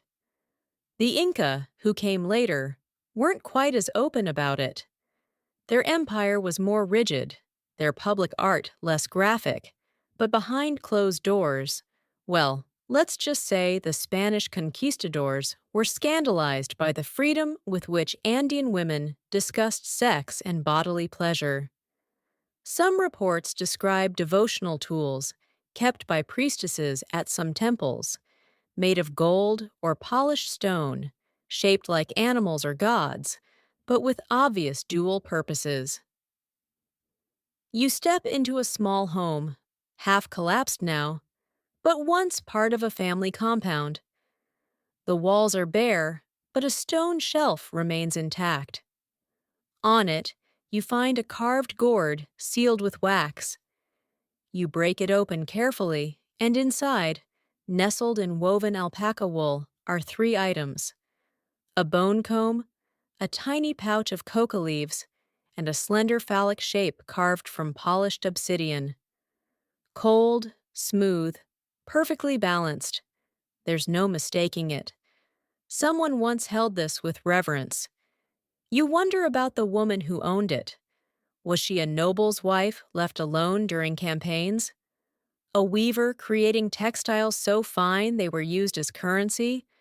Or maybe a priestess using pleasure as a bridge to the gods? Whatever the case, she didn't seem ashamed. She wrapped this carefully. She preserved it. She passed it on, or maybe buried it with the hope that whoever found it next would understand. And here's something scholars still argue about. Were these objects just for fun? For fertility? For power? Were they part of sexual education? A guide for initiates? Were they magical or just practical? The truth probably lies somewhere in the overlap. In a world where life and death were one breath apart, maybe pleasure was a defiance, a prayer, a little rebellion carved in stone. As dusk paints the mountains gold and blood red, you walk out to the edge of a cliff and look down at the valley below. Llamas bleat in the distance. The wind carries the scent of eucalyptus and dust. You slide the obsidian piece back into its gourd, tuck it into the cloth, and return it to the shelf. Not everything needs to be claimed, studied, catalogued. Some things are better left where they belong, in the warmth of a hand, the hush of a room, the memory of a mountain. Now the heat is different, drier, sharper, humming beneath your feet, as if the ground itself remembers something. You're in Africa now, though the exact location shifts as you move. One moment among the baobab trees of Mali, the next in the grassy plains of Nigeria, and then in the dense forests of the Congo. This isn't a single civilization, but a mosaic of them. Kingdoms and empires that rose and fell long before Europe noticed they existed. Cultures that didn't need cathedrals or marble columns to understand the power of intimacy. And as you're about to see, they had their own sensual innovations, some elegant, some symbolic, some undeniably creative. You're guided by rhythm here, not footsteps, not maps. Drums pulse faintly in the background, not so much music as heartbeat. You follow it through a cluster of thatched huts arranged in a spiral carefully, intentionally, until you reach one on the outer ring. The doorway is low, and when you step inside, the air is thick with herbs and wood smoke. A woman sits cross-legged by the fire, grinding seeds in a bowl. Her jewelry jingles softly when she moves. Glass beads, polished bone, and a carved pendant shaped like something that immediately raises your eyebrows. You blink. She catches your glance and smiles. Here's your historical fact. In many African cultures, especially among the Yoruba, Ashanti, and Bantu-speaking peoples, sexuality was not inherently taboo or sinful. In fact, it was frequently woven into ritual, art, and daily life. Fertility statues, initiation rites, and healing ceremonies often incorporated the use of symbolic and literal sexual objects. Some were wooden carvings resembling male or female anatomy used in instructional ritual. Others were more intimate carved plugs, beads, and wands used during rites of passage, often by women, often in secret. And here's your fringe fact. Among the Chaga and several other East African communities, initiation ceremonies for girls sometimes included the gift of personal objects. Small carved tools used to explore the body passed from elder to initiate, with instructions whispered over a gourd of palm wine. These weren't considered shameful. They were tools of empowerment, bodily knowledge, and preparation for adulthood. The modern term sex toy doesn't even begin to capture what these objects meant.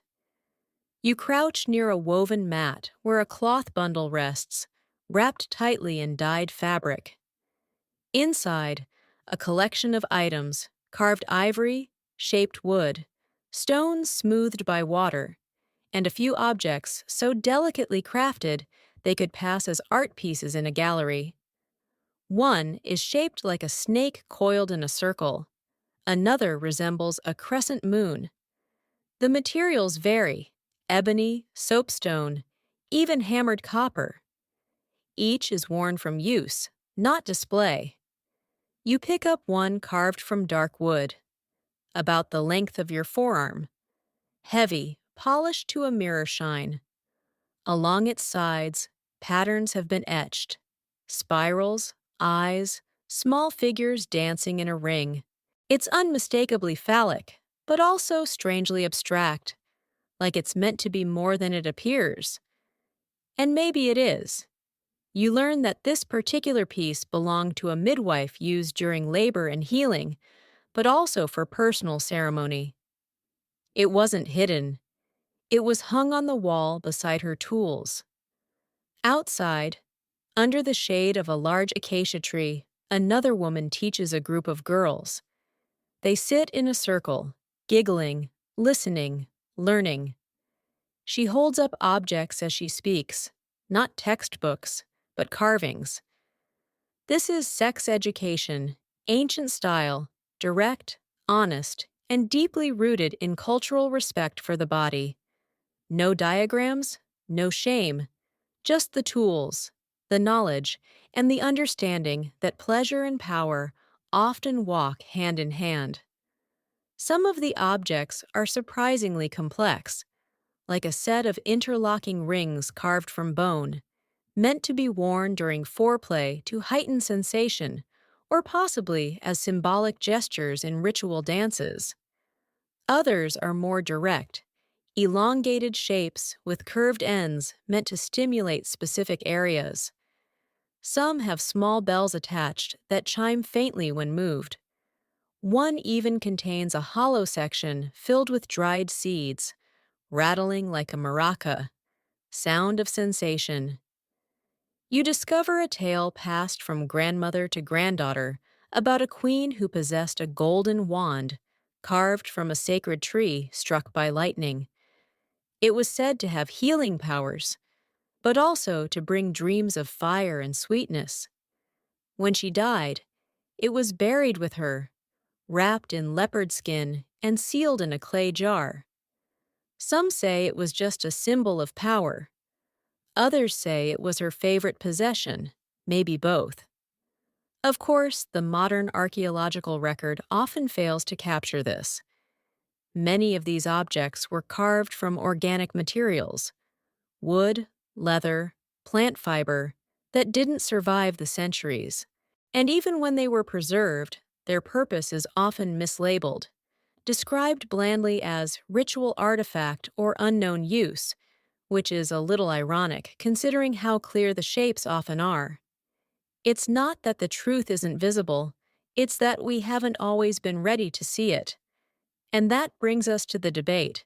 Some researchers argue that these objects were symbolic only, never actually used.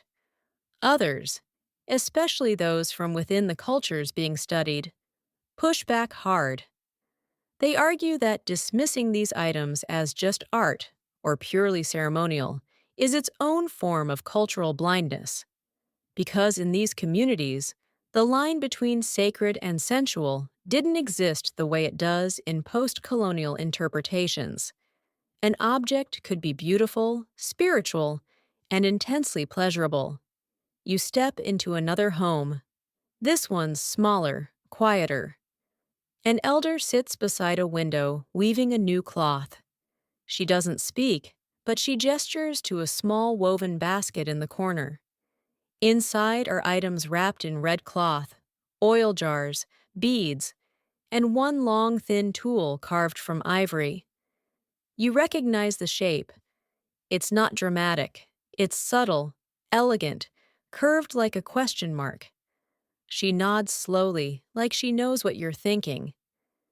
It belonged to her, passed to her by her aunt, who received it from her mother.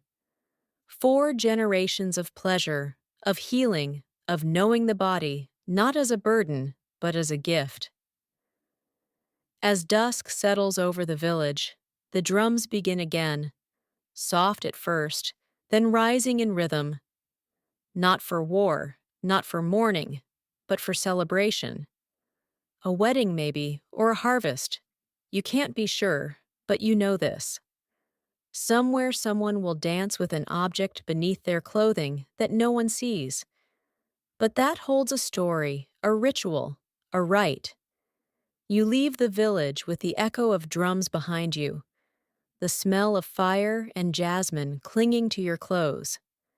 The path winds out through tall grasses, and somewhere beneath your feet, 1,000 carved things lie waiting, still warm from the hands that made them.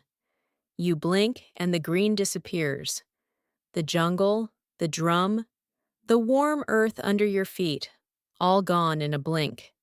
What you feel now is sun, but it's different. Brighter, sharper.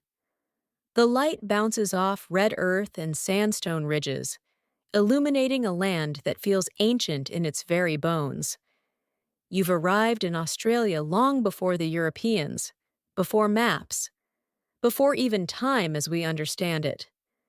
You're standing in the dreaming, the timeless spiritual layer of Aboriginal Australia, where every stone, every tree, every breath is connected to a story.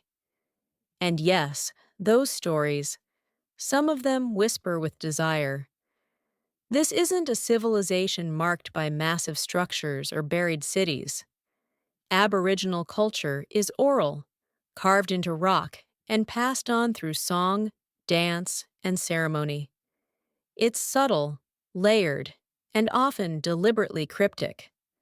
Outsiders are rarely shown the full picture, but tonight you're being allowed a glimpse not into mythologies of serpents and sky ancestors, but into a quieter corner of Aboriginal life, the realm of sexuality and the objects used to explore it. You follow a path lined with ghost gums and spinifex until it opens into a rocky overhang sheltering one of the oldest art galleries on Earth. The walls are covered in ochre drawings, figures dancing, hunting, giving birth, merging with animals shifting shape. You kneel by one section that seems different, a line of painted forms, each about the length of your hand, with rounded ends and curved sides. They repeat in patterns, not tools, not weapons. These are personal. Here's your historical fact. Among many Aboriginal groups, sexuality was not sinful or hidden. It was ceremonial, initiatory, and deeply respected.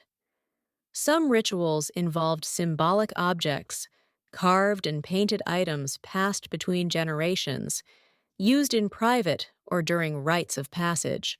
These items were often crafted by women, for women or by elders, teaching the younger generation how to understand, control, and honor the body's power. While rarely discussed in Western academic circles, anthropologists working in remote communities have recorded descriptions of tools used for self-pleasure, stimulation during childbirth, or fertility rituals. And here's your fringe fact. In some Dreamtime stories, certain creator spirits are explicitly sexual, using phallic objects to shape the landscape, penetrating the earth, carving rivers, creating life. One myth from Arnhem Land tells of a spirit woman who carries a curved digging stick that also serves as a pleasure object, both tool and talisman, used to awaken the body and the land at once. The stick is carved with notches representing her lovers, human, spirit, and animal. It's hidden in a cave said to be too sacred for outsiders to enter. Naturally, no one's ever confirmed whether the stick still exists, but the story persists.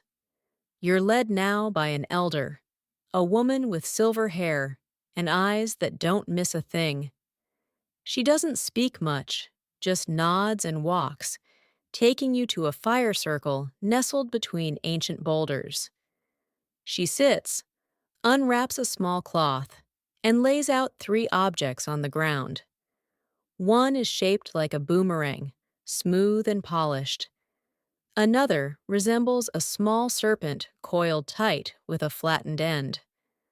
The third is almost abstract, like a river path bent at an angle, carved from ironwood and dark with age. She gestures for you to look but not touch. These aren't toys in the modern sense. They're ceremonial items, each linked to a particular dreaming line. To the initiated, they hold layers of meaning, some personal, some cosmological. You realize then that in this culture, the physical and the spiritual are never separate. A pleasure object is also a memory stick, a map, a rite of passage, a form of medicine. It's all of those things, or none of them, depending on who you are and what you've earned the right to know. You glance up at a rock face nearby, where a petroglyph has been chiseled into the stone. It shows a female figure with exaggerated curves, surrounded by concentric circles and lines that ripple outward like vibrations. She holds a long forked stick. Some say it's for digging yams. Others say it's symbolic of her sexual power. Maybe both, maybe neither. As with most things here, interpretation is earned, not assumed. You sit by the fire, and the elder tells a short story, simple, almost childlike in rhythm. It's about a girl who wandered into a river and found a piece of driftwood shaped like the crescent moon. The wood whispered to her when she touched it. It told her stories. It made her body sing. She took it home and kept it hidden, not out of shame, but because it would become her private story, her own dreaming. The tale ends without a moral, just a quiet sense of mystery. You realize that's the point. And here's where the scholarly debate kicks in. Many Western archaeologists have long ignored or downplayed the existence of Aboriginal sex toys. They argue there's no direct evidence, no written records, no explicit labels. But Indigenous knowledge keepers argue that evidence has been there all along, carved into song lines encoded in ceremonies, passed down in whispered instruction. You just have to know how to listen, and more importantly, when to stop asking. In some communities, young women are still taught using symbolic objects, sometimes wooden, sometimes made of kangaroo bone, or even quills tied together with string. These aren't mass-produced or openly displayed. They're made with intention, blessed with smoke and song, and used in private ceremonies no camera has ever captured. The objects themselves aren't sacred. The knowledge around them is. You're invited to hold one now. The smallest of the 3. It's cool to the touch, carved from desert oak, its surface etched with cross-hatching like a fingerprint. It's heavier than it looks. You can almost feel its history pulsing through the grain. You place it back down carefully, and the elder gives you a small nod, the kind that means you've done something right without ever really knowing what it was. As the sun sets behind the red cliffs, the world turns gold, then indigo. The fire crackles low. A song rises in the dark. No words, just tone, vibration. The kind of sound that wraps around you like a blanket. You realize this place holds pleasures that aren't just about sensation. They're about story, identity, connection, the body, yes, but also everything beyond it. You leave the fire circle, the elder already fading back into the dreaming. Somewhere behind you, those carved tools lie nestled in cloth, waiting for the next hand, the next story, the next whisper. And you walk away barefoot, quieter, carrying a truth no one will ever write down. Not because it's forbidden, because it doesn't need to be said. It's already known. You wake to a sound you've heard all your life. Church bells. Except this time, they toll over sun-baked hills and stone walls stained with time. The terrain is familiar, but tense, like it's holding back 1,000 whispered stories. You're in the Levant, biblical territory, somewhere near ancient Jerusalem or Jericho, or maybe the ruins of a city whose name didn't survive translation. It smells of dust, olive oil, and stone, and there's an almost physical weight in the air. Like every breeze has to carry 2,000 years of theology with it. You're probably expecting temples and scrolls, prophets and commandments. But you're not here for that, not tonight. Tonight, you're slipping into the edges of a world too often presented as black and white, moral and immoral, sacred and profane. But if history has taught us anything, it's that humans have never been tidy. Even in the land of Scripture, someone was sneaking a little something under their robe. You find yourself wandering through a half-buried house made of sun-dried mud brick. The roof's long gone, but the floor plan is clear. One large room for living and a smaller one tucked behind a stone partition. Private, shaded, and still intact enough to feel intimate.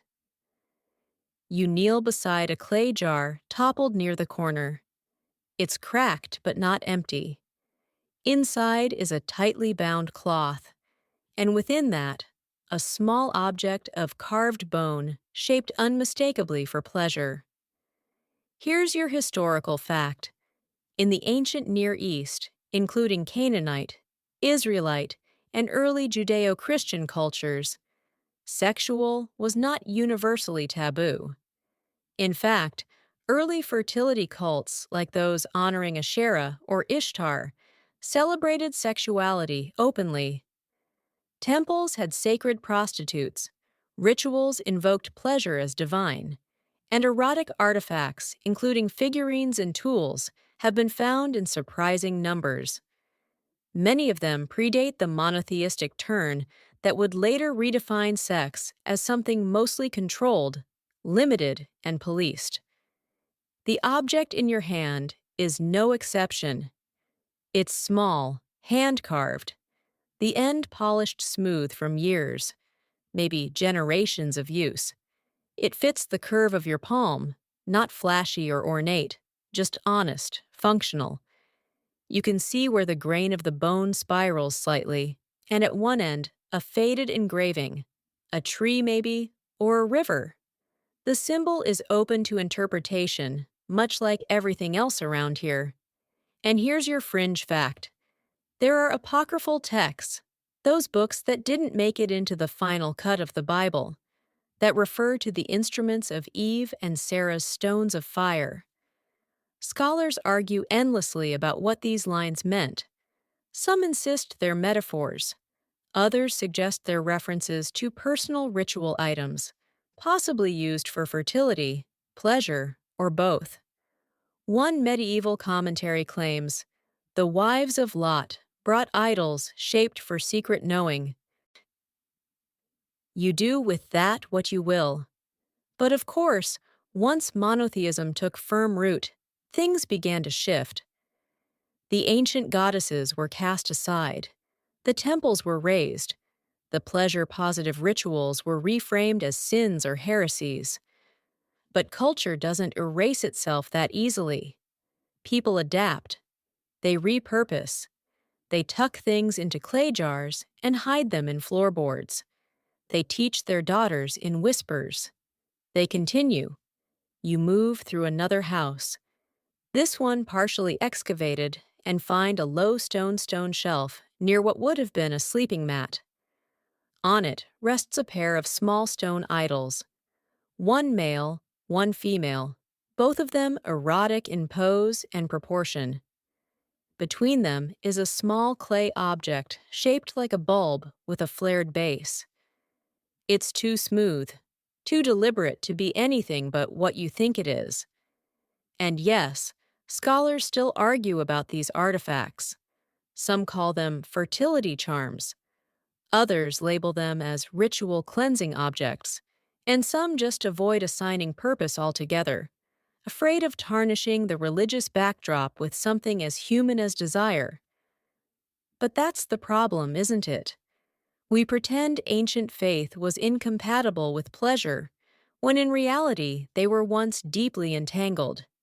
You step into the ruins of what was once a bathhouse, communal, open perfumed with oils and chatter. In these places, people weren't just washing away dirt. They were relaxing, flirting, indulging. Clay tablets from Ugarit, Akkad, and early Hebrew texts suggest that scented oils were sometimes used with small handheld tools designed to heighten sensation, rounded rods, ridged discs, and in one notable case, a hollow cylinder meant to be filled with honey. Sure, the official translation calls it a jar for ceremonial offerings, but come on. You find another object now, half buried near a cracked cistern. It's a small ring made of copper, slightly warped, but with notches on one side and a curved edge on the other. Possibly a grip, possibly a stop. Your brain doesn't need much help filling in the blanks. It's not ornate. It wasn't made for show. This was for someone's hand, someone's use, someone who lived a full life, prayed, sinned, loved, and when the moment called for it, took care of their own needs with something small and secret. The more you think about it, the more obvious it becomes. This land, so deeply saturated with moral narratives, also had a hidden network of pleasure. Not organized, not institutionalized, but personal, intimate objects carved in quiet, used in solitude, passed without fanfare. Love letters that weren't written in ink, but in wear patterns. Tools of survival in a world that often asked women to bear everything and express nothing. One last home reveals your favorite find of the night. A wooden box, warped with age, containing 3 items: an oil vial, a feather for application, and a long, gently curved stone shaped like a question. Not just a metaphorical question either, it literally curves like one. Your hand fits it perfectly. And suddenly, you understand how universal this is. Across cultures, continents, languages, people keep coming back to the same forms, the same shapes, the same timeless needs. As night falls across the hills, the stars emerge slowly, almost shy. The land is quiet, but you feel a hum under the silence, a kind of invisible archive pulsing beneath the soil. For all the stories written in sacred texts, there are others not written at all.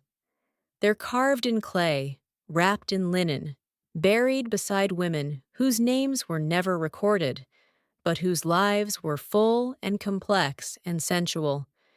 You leave the site with dust on your hands and something heavier in your chest. Not guilt, not scandal, just a renewed sense of awe for how deeply human history really is. Even in the holiest places, someone once reached for pleasure and found a way to hold it. The walls here are stone thick and damp with the memory of secrets. You're deep in medieval Europe now, somewhere between the 11th and 14th centuries, the age of cathedrals, crusades, and chastity belts. The world around you is cold, both physically and ideologically. Firewood is scarce, privacy is scarcer, and yet, even here, behind monastery walls, and under heavy woolen cloaks, people found ways to explore pleasure. They always do. You're standing in a stone-walled chamber, probably a storeroom or cellar beneath a noble estate. It smells of root vegetables, dust, and something else. Beeswax, maybe. On a crooked wooden shelf lies a box, iron-bound, locked once, but now rusted open. Inside, wrapped in layers of linen, you find something smooth and unexpected. A cylindrical object carved from ivory, cool to the touch, and far too anatomically detailed to be mistaken for anything but what it is. So much for medieval piety. Here's your historical fact. Despite what pop culture would have you believe, the Middle Ages weren't entirely prudish. Medieval medical texts, especially those translated from earlier Islamic or Greco-Roman sources, contain candid discussions about sexuality, female desire, and even the occasional advice on how to quell longing in the absence of a partner. Some of these texts describe devices used to stimulate the genitals, usually unveiled, almost comically indirect language, instruments of gentle massage, remedies for the humors, or the ever-popular tools to prevent hysteria. And here's your fringe fact. In the 12th century, a medical guide, known as the Trotula, written by a female physician, or perhaps a collection of women, includes descriptions of treating female sexual frustration with warm compresses, oils, and most interestingly, a shaped implement of horn or wood used in privacy to restore balance. Historians have long danced around that passage, labeling it therapeutic. But let's be honest, it reads a lot like the medieval version of a trusted nightstand drawer. You move upstairs into the main house. The great hall is empty, but there are signs of life. Stale bread on a table, a goblet tipped on its side, a fire still smoldering in the hearth. Beyond a heavy oak door lies the master bedroom draped in heavy velvet. Near the bed is a chest with personal effects, letters, a silver brush, dried lavender, and beneath it all, a polished object shaped from dark wood, curved at one end with a handle carved into a pair of interlocking vines. It's not mass-produced. It was handmade, maybe by a skilled craftsman, maybe by a lover. This was someone's prized possession. And they weren't alone. In parts of Europe, particularly Italy and France, there's evidence of marriage aids given to newlyweds. Small devices, usually crafted from ivory, designed to train a bride in physical matters. Some were kept in decorative cases and passed down awkwardly from mother to daughter. Others were destroyed or hidden by church officials who found them too suggestive. You find a manuscript tucked under a loose stone, half faded, its Latin inked in delicate script. It's a confessor's manual, a guide for priests hearing the sins of the flock. One section offers detailed instruction for dealing with women who abuse wooden idols of their own making. The language is dramatic, of course. Beware the sin of wood and loneliness. But between the fire and brimstone, there's an unexpected acknowledgement. These objects existed frequently enough to be mentioned, persistently enough to be punished. And yet, even within the cloistered life of monasteries, pleasure wasn't entirely absent. In fact, some of the most explicit medieval art can be found in the margins of illuminated manuscripts. Tiny monks with enormous phalluses, nuns riding wildly inappropriate beasts. One manuscript famously includes an image of a woman harvesting what appears to be a tree full of disembodied penises. No one really knows what to make of it, but it's there, inked in gold leaf, preserved in libraries, silently shouting that desire never really went anywhere. And here's something to consider. The idea of the chastity belt, the iron contraption supposedly used to lock women away from temptation, may have been more myth than reality.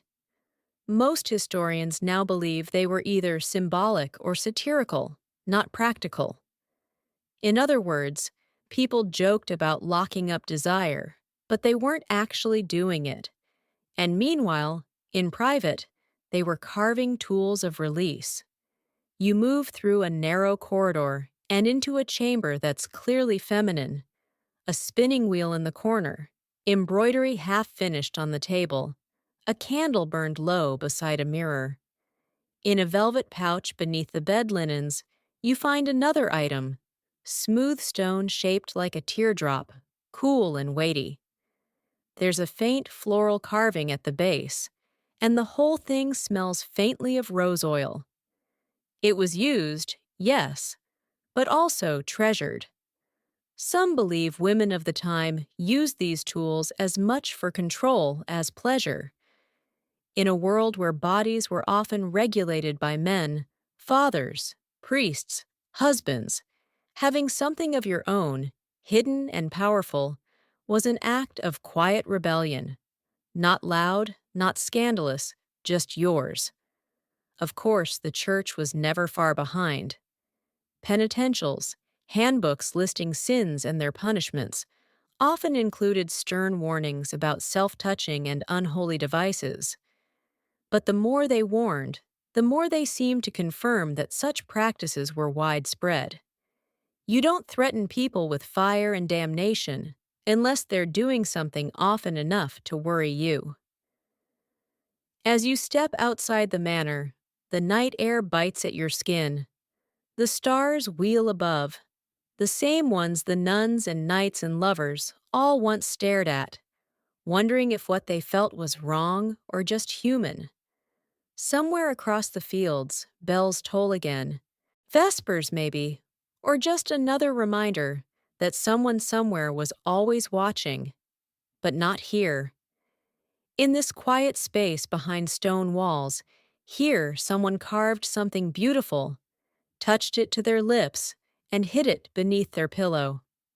Here, in the middle of history's most pious period, desire still burned silently, secretly, but no less intensely. Because even in an age of saints and sinners, someone still wanted to feel good, and someone else made sure they could. Now the air is warm again, not jungle wet or desert dry, but thick with rosewater and the soft rustle of silks. You've stepped into the Ottoman Empire somewhere between the 16th and 18th centuries, when the world's most powerful dynasty ruled from palaces that glittered like dreams and hummed with politics, poetry, and yes, pleasure. You're in Istanbul or maybe Bursa, weaving through the cool marble halls of Topkapi Palace, where behind towering lattice windows and carved cedar screens, an entirely different realm unfolds. The harem. Forget the cliches. The harem isn't just some opulent bachelor pad of concubines reclining and eating grapes. It's a complex social ecosystem, a school, a political machine, a vault of hidden influence. It's also a deeply feminine space where women lived, loved, plotted, raised future sultans, and when the moment called for it, reached for something beneath their silken mattresses that didn't involve diplomacy.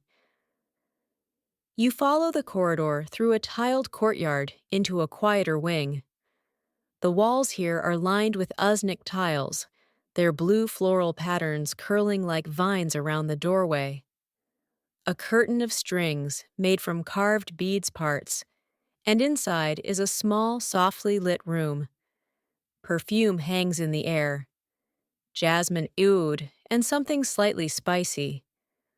On a low cushion lies a lacquered wooden box inlaid with mother of pearl. You open it carefully.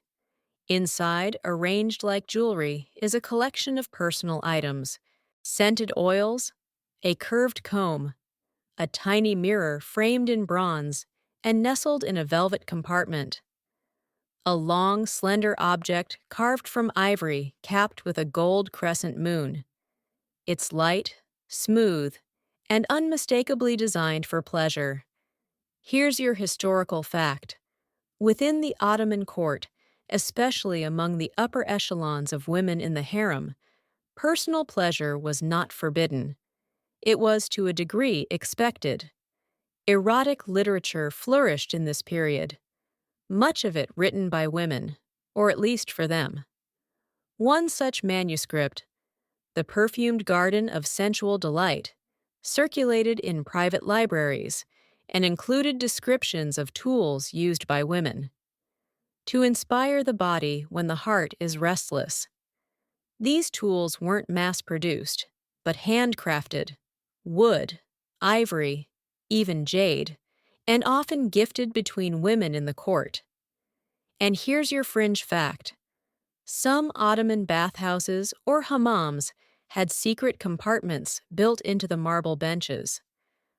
Small drawers or shelves where women could store personal items during their long, languid rituals of cleansing gossip, and sometimes more.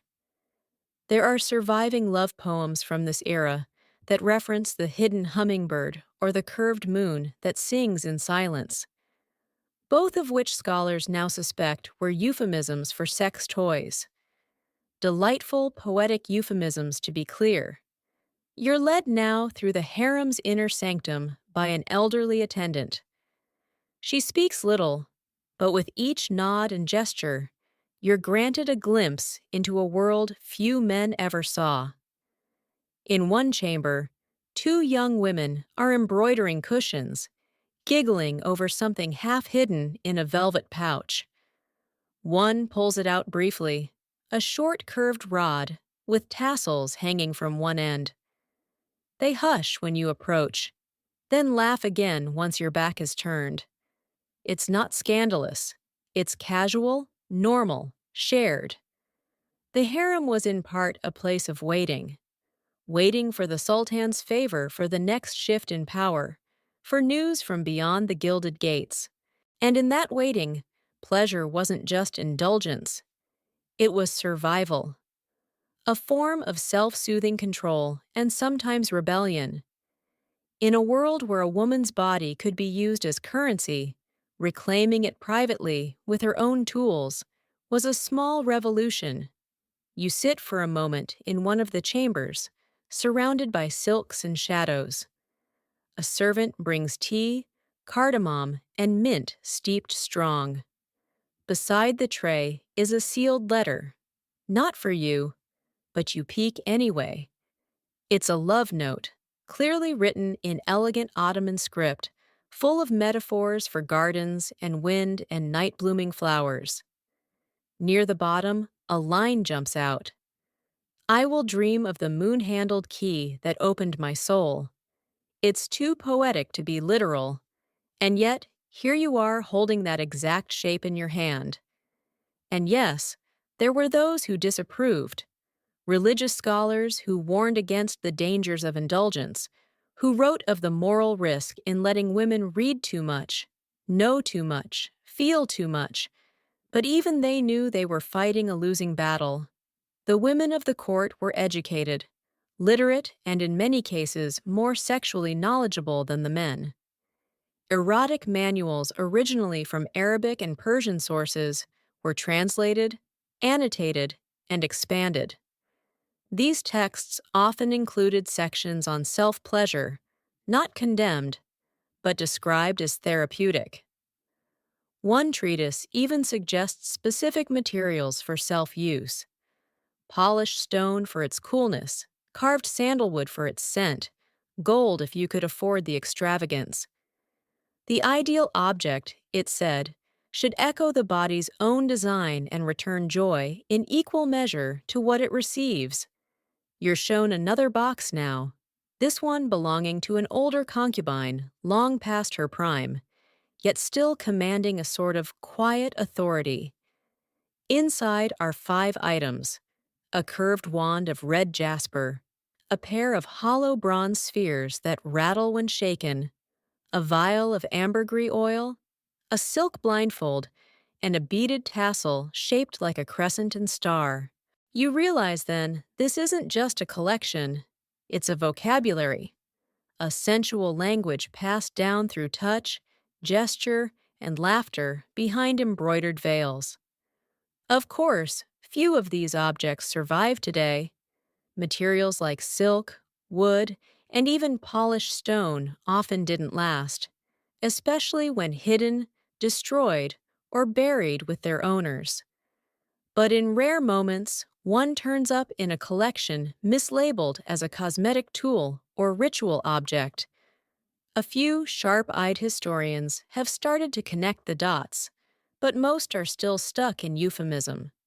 Meanwhile, the women who used them didn't need a label. They knew exactly what they were for. As the sun begins to set, casting golden light across the tiled courtyard, you hear the call to prayer in the distance. The palace breathes in. Everything pauses. For a moment, even the shadows hold still. You look down at the object in your hand, the ivory wand with its crescent cap. You wrap it in silk and place it gently back into the box. Because here in this empire of rules and rituals, someone carved a way through the silence, a path to pleasure, private, elegant, unapologetic. You slip out of the room as the evening breeze stirs the curtains. Somewhere behind one of these doors, a woman lights a lamp, opens her box, and reclaims the night. Everything feels brighter now. The shadows are softer.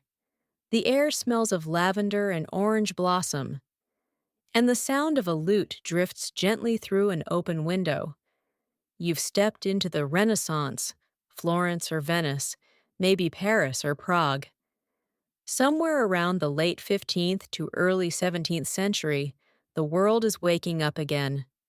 Art flourishes, science stirs, and the body, long punished or oppressed and covered in sackcloth, is finally being seen as something beautiful, divine even. And behind the paintings of cherubs and golden light, behind every corset and codpiece, people are once again getting very, very creative. You duck into the corner of a workshop tucked off a cobbled street where the windows are fogged with steam, and the scent of wax and metalwork floats thick in the air. The artisan here is a genius, half inventor, half artist, with charcoal-smudged hands and an eye for the scandalous. Laid out on the workbench beside a half-finished clock are several strange items. One is a mechanical bird. Another is a silver rod that clicks when tilted. And the third, well, the third is carved from walnut wood, about 9 in long with brass accents, a delicately etched handle, and what appears to be a crank. That's right. You're staring at one of the earliest known attempts at mechanical stimulation, a hand-cranked gear-driven Renaissance sex toy. Here's your historical fact. During the Renaissance, knowledge from the classical world re-emerged with full force. Translations of Greek and Roman medical texts, philosophical treatises, and even erotic literature flooded into European universities and private libraries. Among them were detailed anatomical drawings, erotic manuals, and even references to pleasure devices. The medical world began to discuss female sexuality, not just in terms of reproduction or hysteria, but as something deserving of exploration. And here's your fringe fact. In a series of unpublished letters between two Florentine noblewomen preserved in a family archive, there are repeated references to a whispering swan, humming dove, and something called the trembling key. Most scholars interpret these as metaphors for forbidden desire, but a few have noted that Renaissance craftsmen, particularly those who built automata, mechanical dolls, musical boxes, and self-moving sculptures, also dabbled in more private commissions. You pick up the wooden device and examine the crank.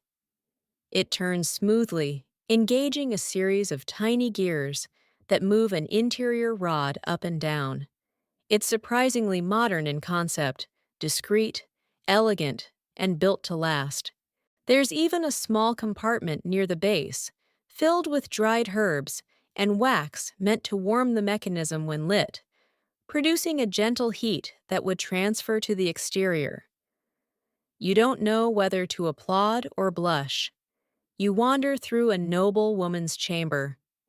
Next, sunlight falling through stained glass, bookshelves lined with leather-bound volumes. On the vanity is a small wooden box inlaid with rose quartz and brass.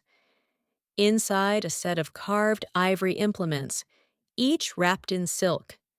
One is curved like a crescent. Another resembles a tongue. A third is shaped like a slim flute with removable sections. Tools of music, maybe, but your instincts and the very strategic wear on the ivory suggest otherwise. One of the drawers beneath the vanity holds a sheath of handwritten papers.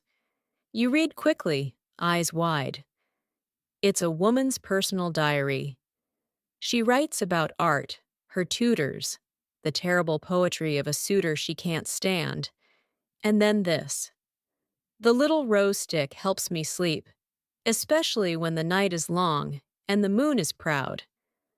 A few entries later, she notes, I thanked my sister for the box she sent and told her it sings better than the choirs.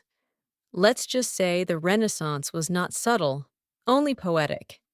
You pass through another room, this one belonging to a physician. He's not home, but his notes are everywhere. Diagrams of the female body, illustrations copied from Vesalius, and in one leather-bound manual, a section titled On the Correction of Womb Wandering. The solution: apply gentle pressure with a polished tool of fine grain, warm beforehand, and coat in musk oil. It's framed as therapy, of course, but one suspects more than a few readers knew exactly what kind of therapy they were prescribing. And yes, vibrators, at least the hand crank kind, were beginning to emerge. Not common, not advertised, but real. Made for noble women, for physicians with progressive views, for artists who saw no shame in pleasure. Some even resembled music boxes. Wind them up, let them hum, a love song in gear and brass. Of course, this all flew under the radar. Publicly, society still clung to modesty. The church didn't love the idea of erotic art becoming functional, but they couldn't stop it either. Too many painters were slipping suggestive shapes into their canvases. Too many sculptors were accidentally giving Venus a rather smug smile, and too many well-to-do ladies were commissioning discreet boxes that buzzed faintly when picked up. You visit a merchant stall tucked in the alley behind a Venetian mask shop. The owner offers fans, perfumes, lace gloves, and if you know how to ask, a drawer of medical curiosities. Among them, a small silver instrument shaped like a miniature goblet, with a hollow center and a coiled spring inside. When shaken, it vibrates ever so slightly. It's sold as a nerve soother. Sure it is. You step into a garden lit by golden dusk, where a lady sits reading beneath a fig tree. She sees you eyeing the box at her side and lifts the lid without shame. Inside is a glass instrument filled with tinted water and tiny air bubbles, an ancient form of sensory play.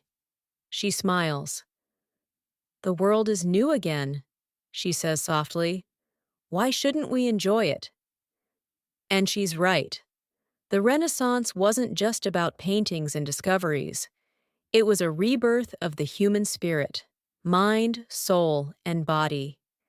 Even in bedrooms with locked doors and whispered conversations, people were creating, experimenting, and exploring what it meant to be fully alive. As the sun slips behind the tiled rooftops, You step into the shadows. The crank device still in your hand, it hums softly, not loud, not scandalous, just alive, like the age itself. You tuck it back into its velvet-lined case, close the lid, and walk on. Somewhere in another chamber, another woman turns a crank and finds herself again, reborn in brass and breath.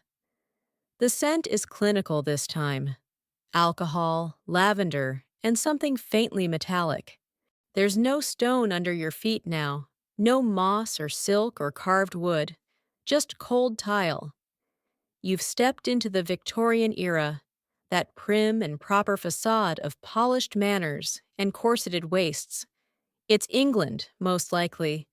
Somewhere between 1850 and 1900, Queen Victoria reigns over an empire draped in lace and repression, and everything must remain decent. But the truth, as always, is humming underneath. You're in a doctor's office now. The walls are pale. The shelves are full of jars and metal instruments lined up like tools in a workshop, which honestly they are. A woman sits nearby, looking pale and tight-lipped, her gloved hands clenching her skirts. The doctor enters carrying what looks like a small handheld mixer attached to a crank.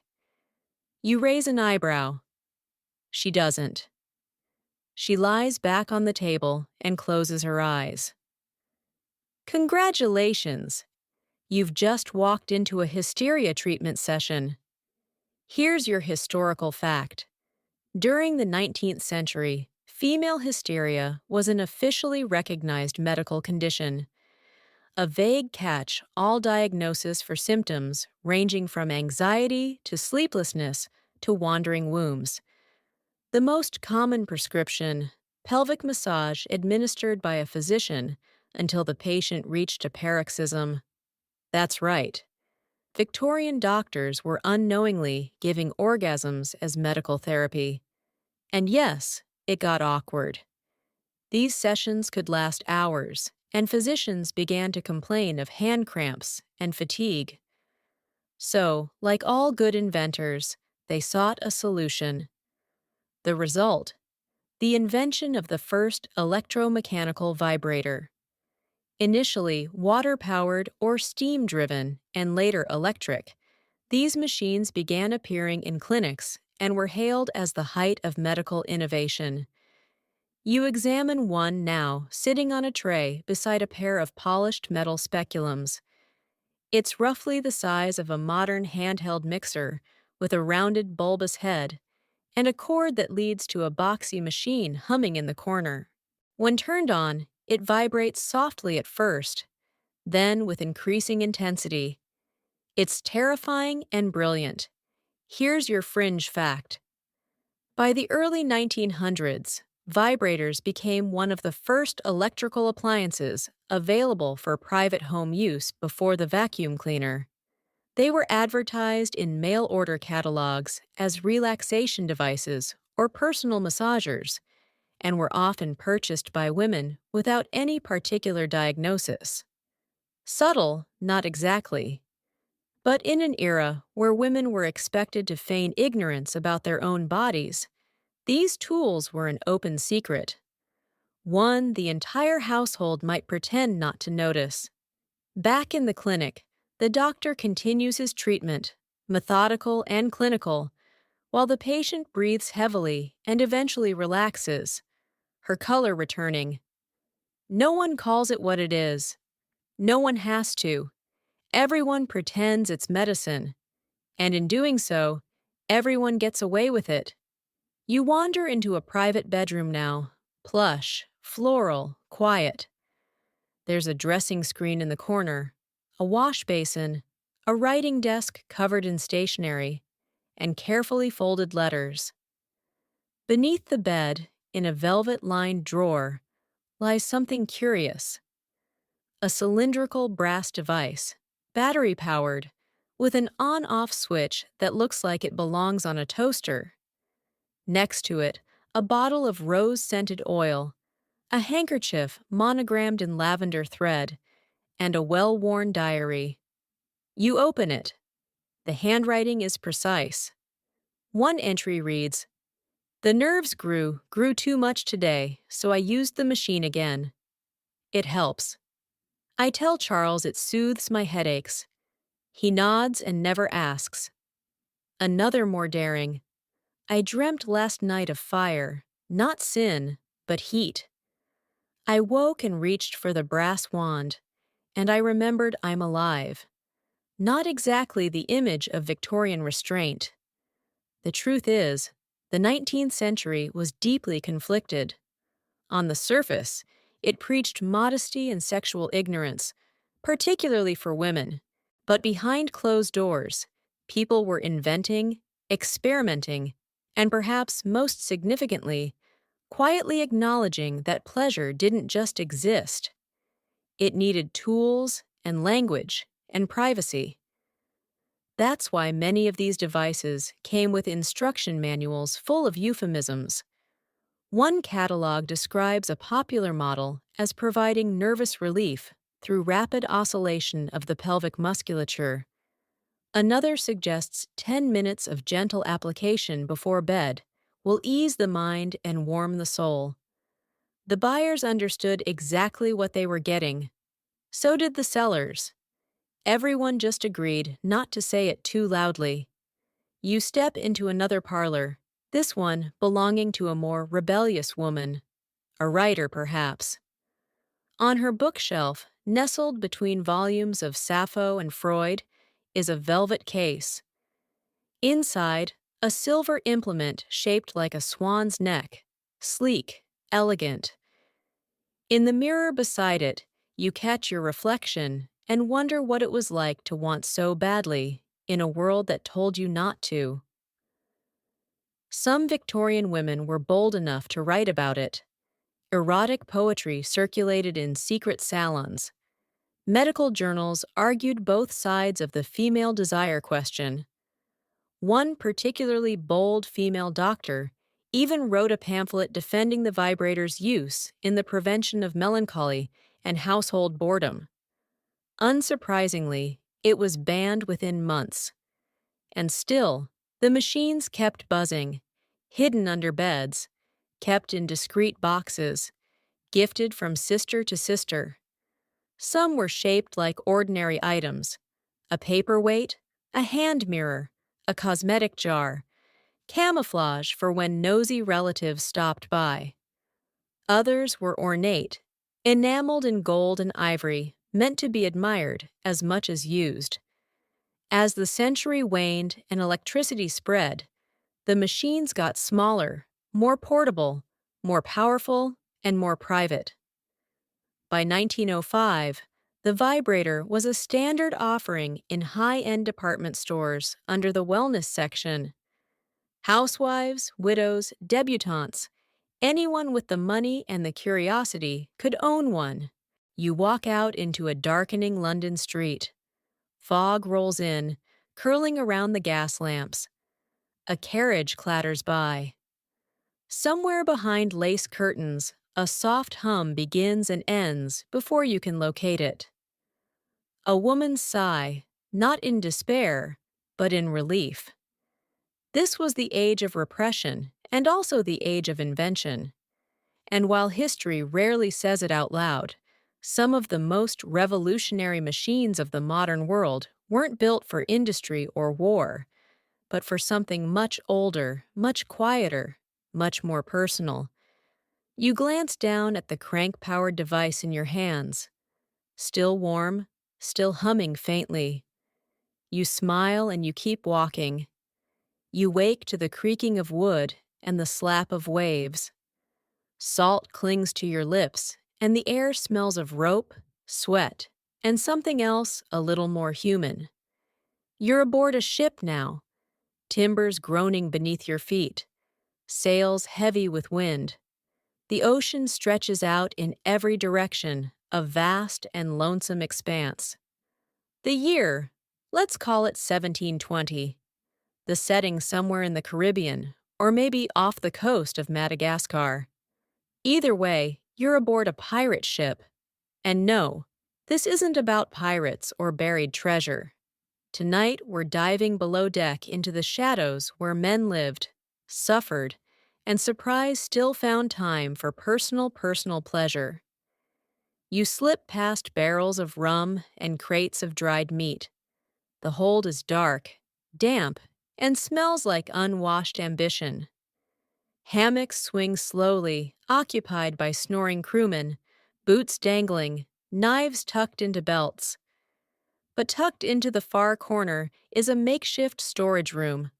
Not for weapons, not for charts, for personal effects. And hidden inside a crate, half filled with salt pork, is something unexpected. A carved wooden object, narrow and worn smooth, wrapped in a linen cloth that smells faintly of old soap and skin. You pick it up. It's shaped simply, functional, clearly handmade with no flourish or decoration. But the craftsmanship is careful. The grip is rounded for a palm. The end is shaped with surprising anatomical precision. There's even a notch at the base where a leather strap once looped through. You don't need a manual to know what this was for. Here's your historical fact. Long voyages at sea, whether aboard merchant vessels, naval ships, or pirate crews, were often measured in months, sometimes years. Physical intimacy was rare, privacy nearly impossible, and yet the need for pleasure, for touch, for relief, didn't just vanish with the tide. Sailors were known for carving their own tools from spare wood, bone, or even whale ivory. These handmade objects, sometimes passed between crew or quietly bartered at ports, were a silent but accepted part of shipboard life.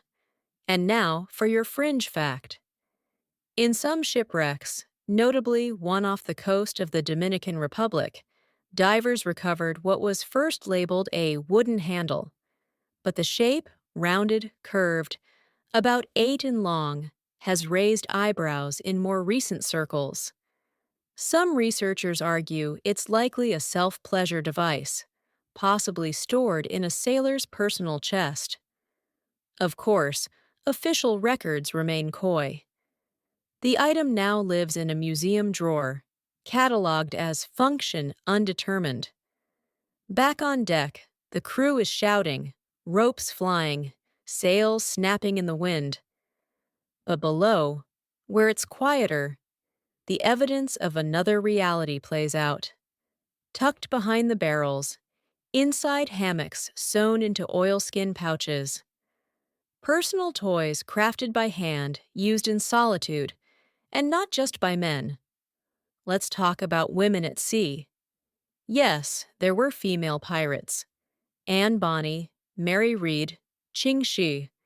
Some disguised themselves, others fought openly.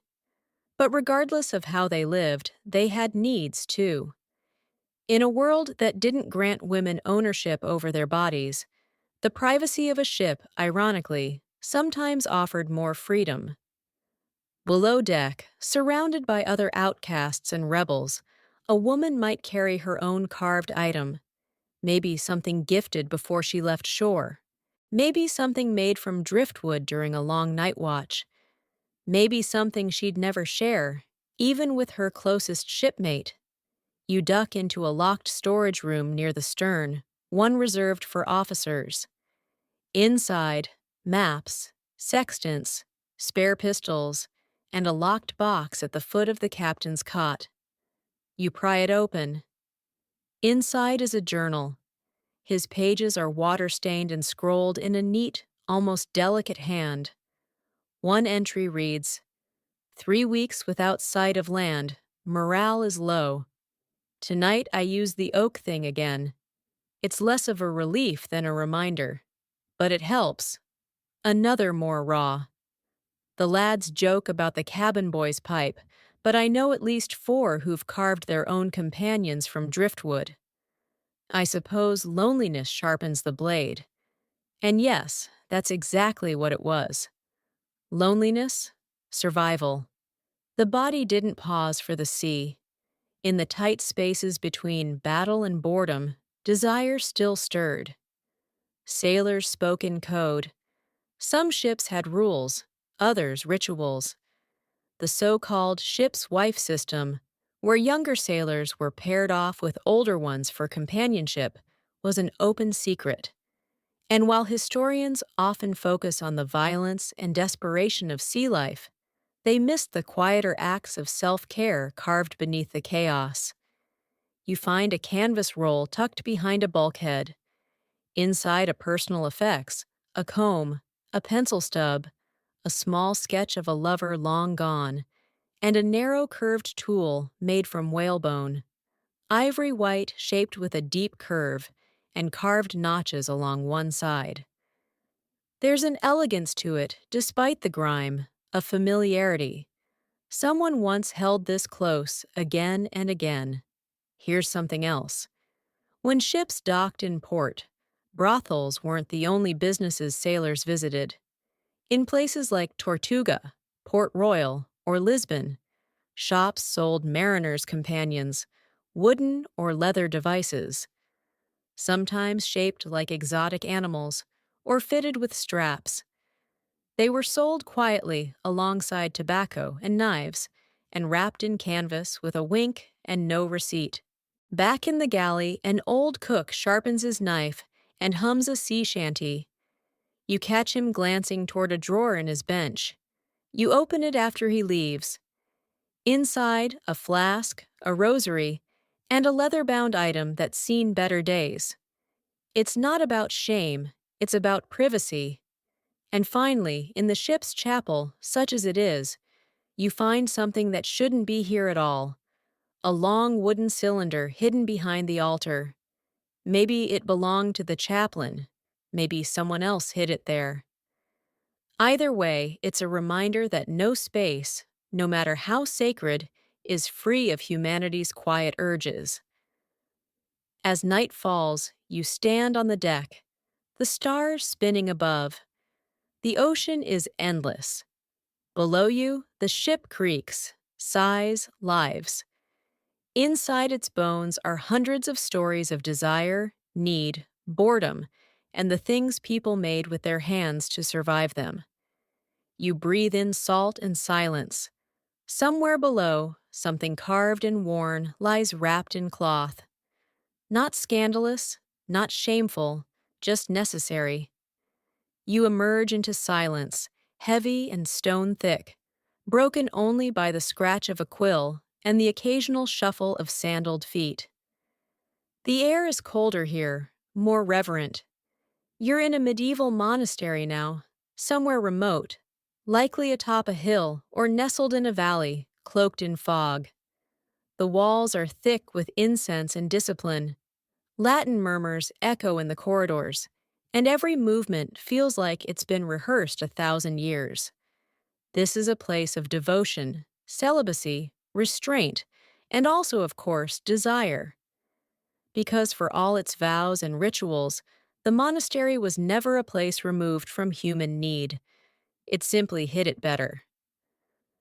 You pass through a narrow stone hallway, the floor worn smooth from generations of bare feet, and enter a small scriptorium. Illuminated manuscripts lie open on heavy desks. Margins dance with vines, angels, and wait, what appears to be a naked man chasing a snail. You blink a page over, a nun whacks a demon with what very much looks like a phallus carved from wood. The monks who copied these texts clearly had thoughts. Here's your historical fact. Marginalia, the drawings scribbled in the edges of illuminated manuscripts, are filled with explicit and often absurd imagery. Phallic weapons, erotic animals, monks, and compromising positions. Scholars have long debated their meaning. Some say it was satire, stress relief, or coded commentary. Others suspect that these doodles reflected desires too dangerous to say aloud. Either way, they reveal one truth. Celibacy didn't kill libido, just gave it margins to run wild in. And here's your fringe fact. A recently unearthed cellar beneath a 13th century abbey in France revealed a hidden compartment behind an altar. Inside were three objects: a vial of aniseed oil, a strip of silk, and a strip of bone item roughly 6 in long, rounded with a slight curve and grooves at the base. Officially, religious artifact of unknown purpose. Unofficially, you already know what it is. You walk now into a monk's cell. Bare stone walls, a straw mat, a wooden cross, a single candle. A life of simplicity, reflection, and as it turns out, careful craftsmanship. Beneath the floorboard, hidden with clear precision, is a slim wooden box. Inside, a scroll of parchment, some ink-stained cloth, and a smooth item made of horn or perhaps soapstone. It's rounded on one end and worn soft on the other. You imagine the monk who hid it there, praying for peace during the day and reaching for something else entirely at night. The church viewed the body as a battleground. Desire was a temptation, flesh a cage. Yet the more strictly it was controlled, the more creative people became. Medieval penitentials, guides for confessors, contain lists of sins so specific, you know they weren't hypothetical. The use of carved rods in solitude, one warns, the sin of touching with intent, even with tools of inanimate nature. That phrase, tools of inanimate nature, feels like the world's most awkward euphemism. But what it tells you is this: sex toys or something like them existed behind these holy walls, made from materials available at hand: wood, horn, wax, bone. Not decorated, not traded, just kept hidden. Used with equal parts shame and need. You step into the nuns' quarters next, where things are quieter still. But here, too, evidence whispers through time. In one record from a 15th century convent in Germany, a nun was found in possession of a blessed implement of perverse meditation. That's not a joke. That's a line from a real disciplinary report. The implement never described, but we can guess. Maybe it was wrapped in linen and kept in her prayer box. Maybe it was carved into the handle of her mirror. Maybe it was shaped from candle wax, blessed and melted and reshaped again. You pass through a cloistered garden where everything seems innocent: roses, herbs, stone benches. But even here, the records offer glimmers. In a letter from one abbess to another, she writes, "My youngest sister suffers from fevers of the soul. I have given her the cool stone, and she sleeps now without torment. You suspect the cool stone was more than metaphor." Of course, historians debate all of this. Some argue these interpretations are modern projections, wishful thinking imposed on objects that could have been purely symbolic. But the fact that we even have written confessions, punishments, and secret records shows that the temptation was real, the acts common enough, and the response dramatic. You sit in the library, flipping through a thick tome. The front page offers a prayer. The middle is pure theology. And in the final few pages, someone hundreds of years ago has doodled what can only be described as a pleasure device with angel wings. It's labeled Angelus Consolatio, Consolation of Angels. You grin. Whoever they were, they had a sense of humor. In the laundry room, tucked behind a pile of robes, you find another item: round marble, smooth and cold, possibly a pestle from the kitchen. Possibly not. The nuns would have known. They lived entire lives in silence, forbidden to speak after complaint. But silence isn't emptiness. And in that silence, they found ways to speak through touch, through craft, through what they chose to hide and what they dared to keep. One story floats through monastic folklore, never written down, just whispered, about a nun who carved a phallic icon from the wood of a saint statue. She used it nightly and swore she had visions of the divine. When it was discovered, the other sisters didn't burn it. They buried it beneath the chapel floor as a relic. A scandal, yes, but also a testament. You walk the cloister's edge as twilight falls. Candles flicker in narrow windows. Voices chant psalms behind closed doors. And you think about all the hands that carved and hid and touched these forbidden tools. Not out of defiance, but out of humanity.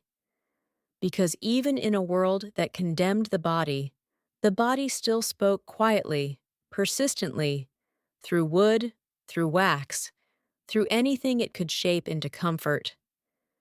You pause at the chapel door. Somewhere inside, a monk sings of sacrifice, of asceticism, of purity. But under his bed, wrapped in cloth, something small and smooth waits in the dark. And it doesn't need forgiveness. The fire crackles low, and the scent of sage drifts through the dusk.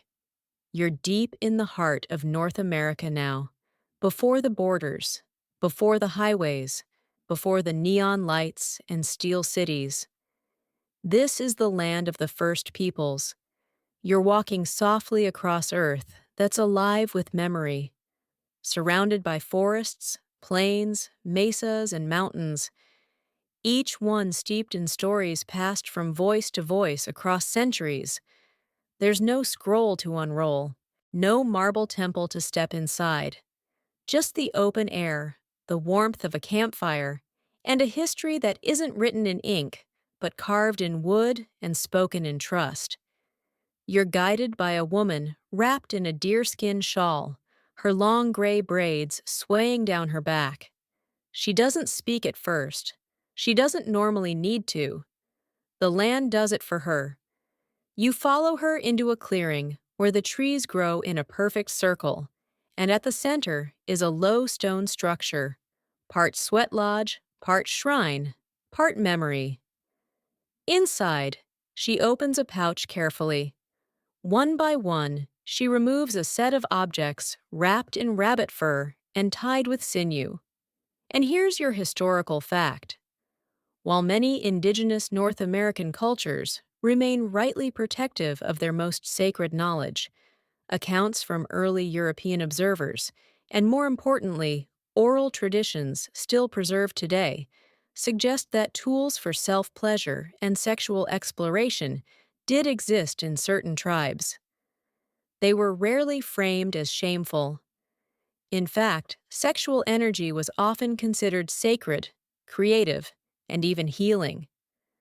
Items associated with it were sometimes incorporated into fertility rites, vision quests, or womanhood ceremonies. The objects she lays out are small and shaped by hand. One is carved from antler and smooth as river stone. Another is a polished piece of pipestone etched with a spiral motif. And the last is a slender wooden tool shaped like a gourd, but unmistakably curved for the human form. None of them are flashy or explicit. They're symbolic and deeply personal. You sit quietly, feeling the weight of what's being shared. These aren't sex toys in the modern sense. They're ceremonial, tied to identity. Some were used during a person's first moon, others after childbirth, others during periods of solitude when contact with the physical world was limited. But the spirit was still restless. These tools weren't taboo. They were private, yes, but not hidden in shame. Hidden in respect. Here's your fringe fact. Among the Apache, there are whispered stories of singing stones, small river rocks used in rituals to call upon ancestral energy. Some oral historians believe these stones were warmed in the sun and placed on the body not just for healing or meditation, but for sensual awakening.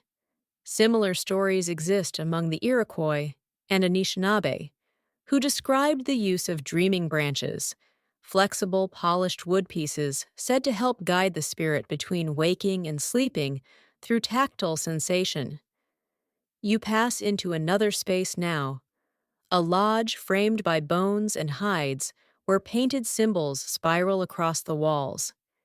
You see a buffalo, a thunderbird, a woman dancing with the moon. In one corner sits a basket worn but cared for, filled with ceremonial tools. One is an obsidian blade, one is a woven sash, and one is a smooth ivory-colored horn carved with markings. You lift it gently, it's hollow. Not a musical instrument, not a pipe. It fits perfectly in the palm. Its purpose felt rather than announced. It's here that you feel the pull of debate. Most museums, when they stumble across objects like these, label them vaguely personal object, ritual implement, unknown use. Why? Because to acknowledge their real use would require acknowledging a depth of sexual agency that history hasn't always allowed indigenous peoples to have. It's easier to box them into the noble, savage myth or the spiritual innocent. But these people weren't innocent of desire. They simply understood it differently. You're told a story around the fire passed down through generations. It's about a young woman who goes into the woods alone during her first moon cycle. She's given food, water, a blanket, and one other item, something carved by her aunt, shaped like a deer's hoof and scented with sweet grass. She's told to sit with her body, to listen, to feel. The story ends with her returning quiet and strong, her hands full of new understanding. No one asks her what happened. They already know. There's no written record of the object. It exists in story only. But story here is record. You hear another tale, more recent, 20th century. A Lakota grandmother keeping a set of carved bone tools hidden in her trunk, wrapped in cloth with her medicines and beads. She called them the laughing bones. When asked what they were, she only smiled and said, "They keep you from missing the wrong man." You laugh softly, and she would have liked that. In another lodge, you see dolls for teaching, carved pairs of bodies with exaggerated anatomy used to show young women how pleasure could feel, how childbirth might be, how not to fear themselves or shame or wait until marriage. Just knowledge carefully handed down from woman to woman without interruption. And not just women. Some two-spirit individuals respected for occupying a sacred role between genders also crafted their own tools, often made with both male and female symbolism. One was found reportedly in a hidden pouch buried with a two-spirit shaman shaped like a double-ended spiral, smooth in the center, sharp at the edges. A metaphor, maybe, or a map. The idea of ownership over one's body, of knowing it, respecting it, even celebrating it, wasn't revolutionary here. It was fundamental. You step out of the lodge and into moonlight. The earth feels warmer beneath your feet. Somewhere, a drum beats softly. The woman who led you here nods once. Nothing more needs to be said. She gathers the objects, wraps them again in rabbit fur, and tucks them back into the pouch. They'll be used again by someone else someday. Or maybe not. Either way, they'll be remembered. As you leave, you glance up at the stars. The same stars they've always told stories under. You think about all the things you've seen across continents, empires, temples, and tombs. But something about this quiet, whispered trust, feels the most human, the most sacred. You walk back through the trees with a kind of reverence, not for shame, but for the knowledge that some things are passed down. Not because they're forbidden, but because they're precious. A carved gourd, a river stone, a laughing bone. None of them need explaining. They just need remembering. You don't walk into this place.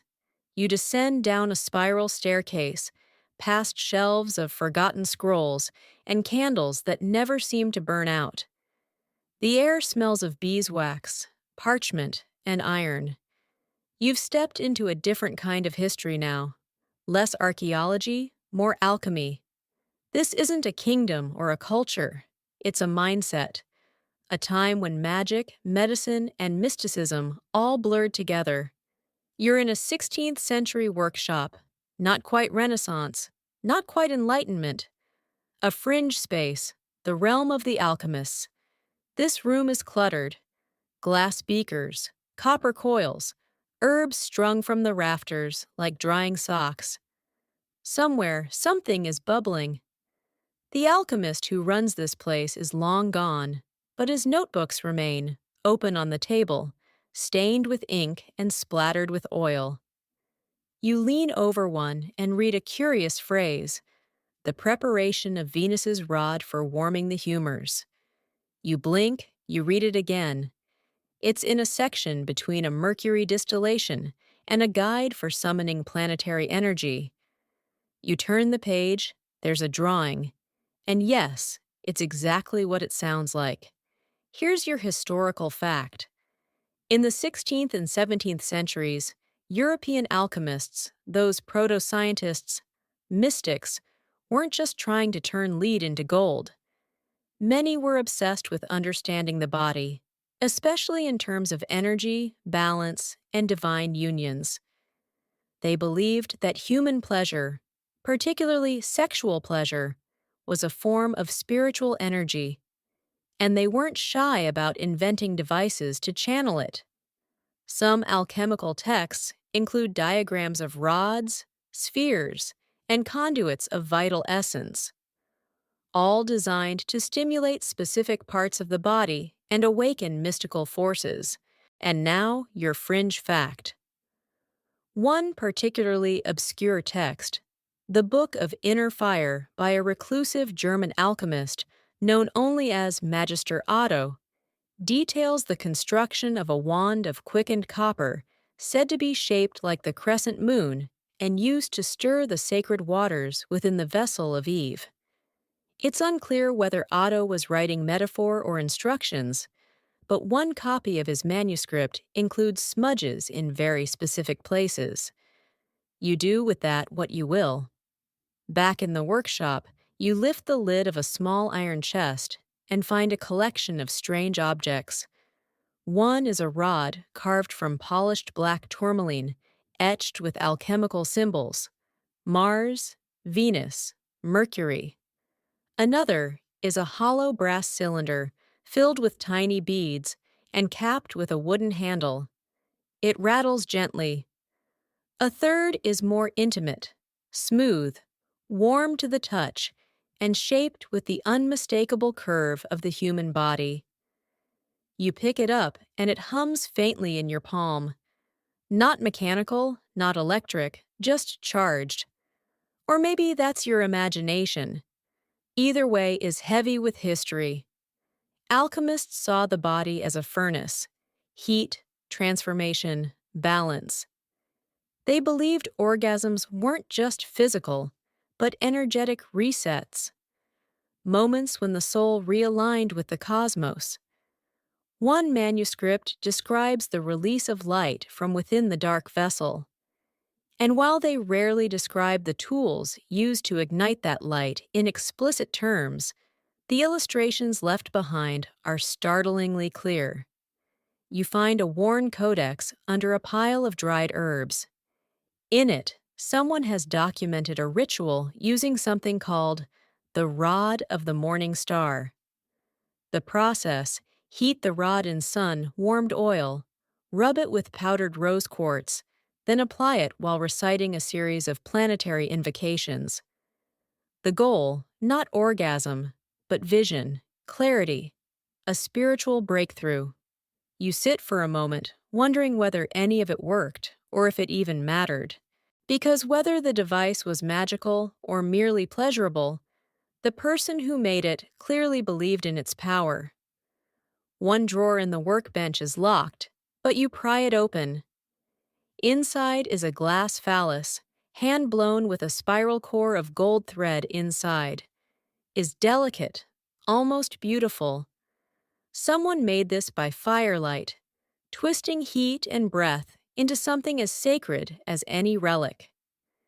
You wonder if they ever dared to show it to anyone else, or if it remained hidden, tucked between pages of forbidden lore.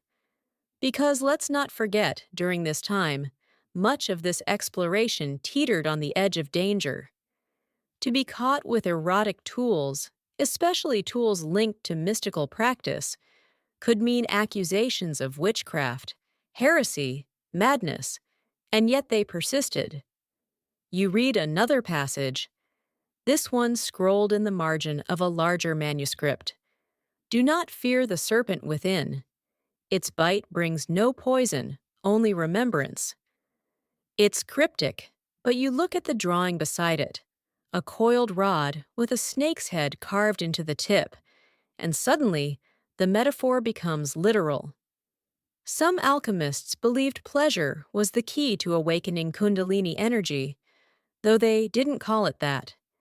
They spoke of the serpent current rising through the spine, unlocking visions, purging sin. Their tools were shaped accordingly, twisted, coiled, shaped like waves or flames. You wander toward the far wall, where a tapestry hangs half unraveled. Behind it, a shallow alcove. Inside, more items. This time, a pair of crystal spheres attached by a leather cord, meant to be inserted and worn during celestial alignments. Another is a hollow silver rod, one end perforated, possibly to release scented vapor. The note beside it reads, "Breath of Venus, when fire alone cannot open the door." You sit down, overwhelmed, amused, slightly stunned. Because this wasn't just invention, this was reverence. People spent days, weeks, months crafting these objects, not for mass production, not even for daily use, but for rituals of transformation, to touch the body and the divine in the same breath. Modern scholars either ignore these texts or label them metaphorical. Too strange, too hard to classify. But one thing's clear. These weren't just doodles or dreams. They were instructions, tools of power, and, yeah, tools of pleasure. You extinguish a candle, and the workshop sinks into shadow. The only light left is from the fire in the hearth, and the faint glow of the glass rod in your hand, catching the flame just right. Somewhere far above, the stars turn. Jupiter watches. Venus smiles, and you down here understand something ancient and simple. Sometimes the path to enlightenment goes straight through the body, and sometimes it vibrates a little. It's the middle of the afternoon, but the air feels stuffy, like the museum is trying too hard to preserve more than just artifacts, maybe reputations too. You're somewhere modern now in the fluorescent-lit echo of academia. Glass cases, temperature control, white gloves, and stiff explanations. The halls of a major museum, maybe in London, New York, or Berlin. Every corner boasts some great triumph of history, swords, coins, pottery, gods. But tonight, you're not here for the obvious. You're here for the things mislabeled on purpose. You wander past Egyptian statues, Roman helmets, Chinese scrolls. Everything here has a plaque, and every plaque has a tone. Authoritative, final, decided. But then you get to a section tucked in the back. Ethnographic oddities. They call it personal objects, ritual figurines, unidentified implements. You tilt your head and squint through the glass. One piece they listed as a ceremonial wand, looks suspiciously phallic, right down to the engraved base shaped like a hand gripping the shaft. Another is labeled Fertility Talisman, but it's smooth, polished, and fits a little too comfortably in the palm. Sound familiar? Here's your historical fact. Many museums have knowingly or willfully misidentified ancient sexual objects for centuries. Sometimes it was to preserve the dignity of the culture, sometimes to avoid scandal, and sometimes because the scholars were too prudish or too male to admit they were looking at a 2,000-year-old dildo. But those objects, they're there, quietly tucked into anthropology exhibits, labeled with just enough vagueness to avoid questions until now. And here's your fringe fact. In the archives of a well-known European museum, one that rhymes with British Museum, there's a locked drawer containing items once catalogued as household tools. Among them, a polished ivory rod with a flared base, a strip of bronze implement curved like a question mark, and a ceramic object with finger grooves. The draw label reads, "Ambiguous function, not for public display," which might be the most honest plaque in the building. You find yourself eyeing a case of early Mesopotamian items. Among them, a conical object with a flat base and spiral texture.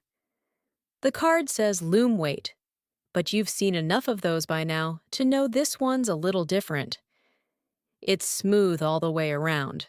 No holes, no wear from suspension, and yet the plaque insists. You glance around. No one's looking. So, you whisper to it under your breath. "It's okay. I know what you are." The deeper you go into the archive, the weirder it gets. You're led by a curator who's clearly seen things, if not done things. She unlocks a door marked Staff Only and brings you into the private collections room. Inside are dozens, hundreds of artifacts stored in trays, drawers, padded boxes. Some are labeled, some aren't. She opens a drawer, pulls out a wrapped object, and carefully peels back the linen.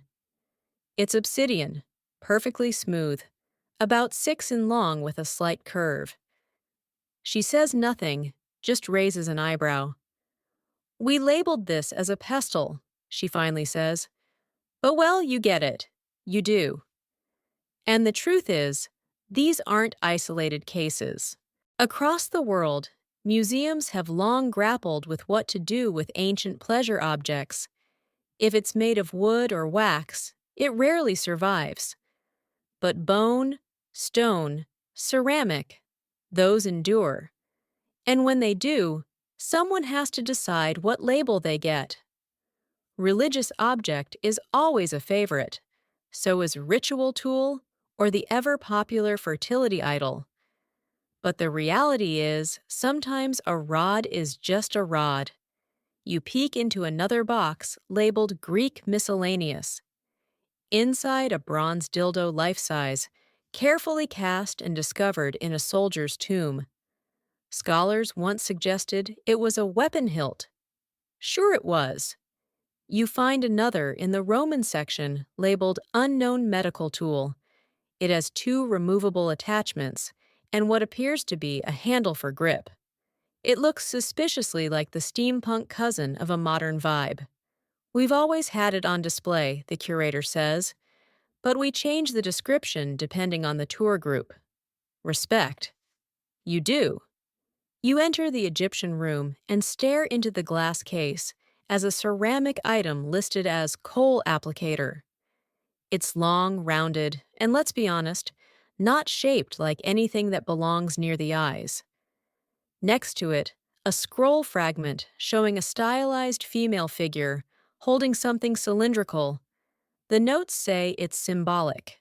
Sure, symbolic of exactly what, though? You ask the curator if they ever consider updating the labels. She shrugs. "We have to walk a line. Donors, schools, reputation. But we know, most of us know." She leads you to one final room. the private collection not open to the public. And here, things are different. The labels are more honest, the drawers less guarded. These are the items we haven't figured out how to talk about, she says. And there they are, objects from every era, every continent. Smooth jade wands from ancient China, double-ended clay tools from early Mesoamerica, a wooden object labeled found in Nuncell 14th century. The walls here don't whisper, they hum. You find a case with personal journals, notes from early archaeologists who were clearly shocked by what they uncovered. One entry reads, "I fear to describe the item recovered from the burial site. It was clutched in the hands of the skeleton and bore unmistakable signs of well use." You turn the page. "I shall record it as a ritual instrument, lest the museum board faint." You laugh out loud. You're not the first to see the truth, just one of the few who's allowed to say it. Before you leave, the curator hands you a catalog, a printed booklet with entries not available online. The off-record record, she calls it. We don't sell it. We just pass it along to the curious. You thank her. As you walk out into the museum proper, back past the tourists and the school groups, you look again at the plaques.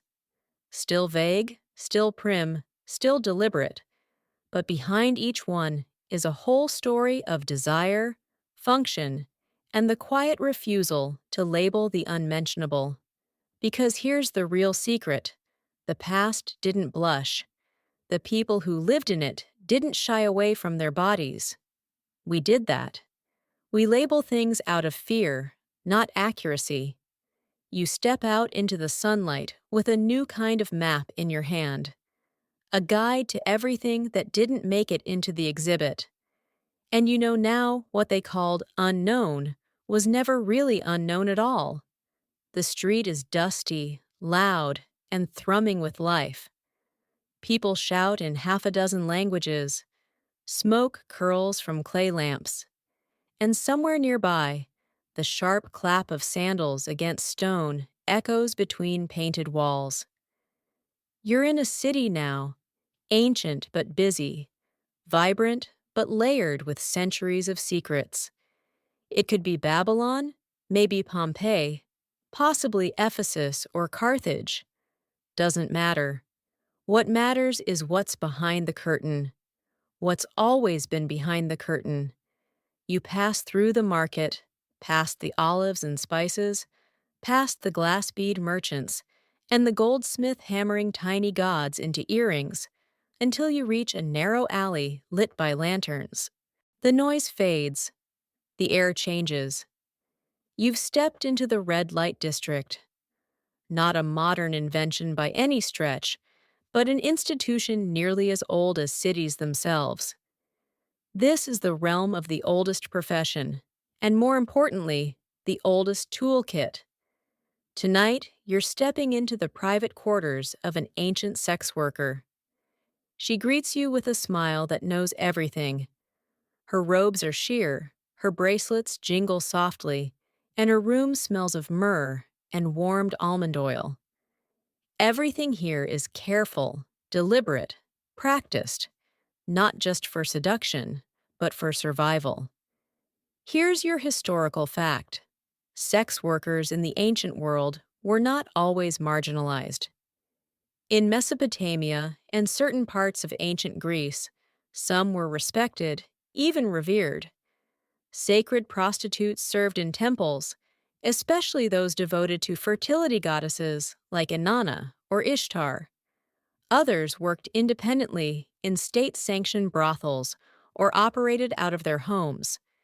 These weren't merely places of transactional contact. They were centers of intimacy, therapy, and education. And they had tools to match. She shows you hers. A lacquered box smooth from years of handling, filled with a careful collection. Polished stone implements. There's curved ceramic pieces. A slender rod of bronze capped with a lotus blossom. There's a dish of warmed oil, a cloth soaked in wine and herbs, and a bundle of silken cords. These, she says without words, just a look, are not just for men. And here's your fringe fact. In Pompeii, archaeologists uncovered a brothel known as the Lupanar, its walls covered in frescoes of various sexual acts, many involving toys. One image shows a woman using a double-ended phallus. Another depicts two women with a slender rod balanced between them. The tools were common, personal, and professional, used not just for clients, but for themselves, and sometimes for each other. You sit on the cushions as she lays the items out. One is made of ivory, another shaped from polished obsidian. They're warm to the touch, either from the oil lamp nearby or just from years of use.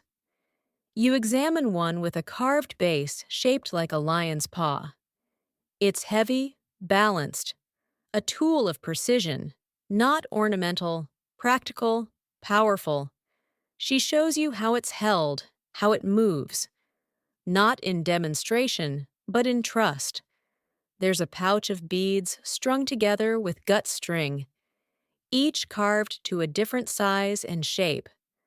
Training beads, she might call them, used to strengthen, to awaken, to teach. Modern versions exist, but hers are the blueprint. No plastic, no packaging, just stone, thought, and experience. You look around and realize every item in the room serves a purpose. The fan isn't just for cooling. The mirror is positioned to reflect more than just faces. Even the perfume bottle contains not scent, but a warming oil infused with saffron and pepper. She holds it up, rubs a few drops onto a stone wand, and nods.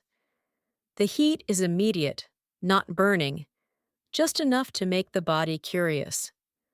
Of course, not everyone approved. In many cultures, sex workers were tolerated, but rarely celebrated unless they were attached to the temple or a rich patron or someone in power. Even then, their tools were often buried with them, never passed down, not out of shame, but because they were seen as too personal, too tied to the soul. You glance at her again. She's watching you, not unkindly, as though deciding whether you're worthy of seeing the next item. She reaches under a silk pillow and pulls out something unusual. A double-ended bronze piece curved like a crescent moon. One end larger than the other. It's cold to the touch, but smooth, well used. Engraved along the side is a phrase in an ancient language. You recognize the word pleasure. The rest is lost to time, but the message is clear. This wasn't a shameful object, it was a gift. Nearby, a ledger sits open. Not a diary exactly, but records, names, notes, preferences, tools used, outcomes. This woman is not just a worker. She's a scholar of the body. She knows exactly what each person needs, what they fear, what they've forgotten how to ask for. And sometimes what they want most is what she uses on herself. You flip through the pages and find sketches, diagrams, designs. Some of the tools look like modern prototypes, loops, handles, weighted ends. It's clear that her expertise extends beyond the physical. She's an inventor, and she's not the only one. In some cities, entire shops were devoted to erotic tools. Carvers specialized in intimate items, just as others specialized in knives or statues. The records are sparse, of course. No one wants to admit they were the town's premier dildo smith. But the artifacts remain in ruins, in graves, in the backs of museum drawers, carefully misnamed. You thank her again, not with words. She gathers the items back into their case, wipes each one down with a cloth soaked in cedar oil, and seals the box with a simple loop of string. She places it in a niche in the wall behind a carved panel of a goddess with stars in her hair and open hands at her hips.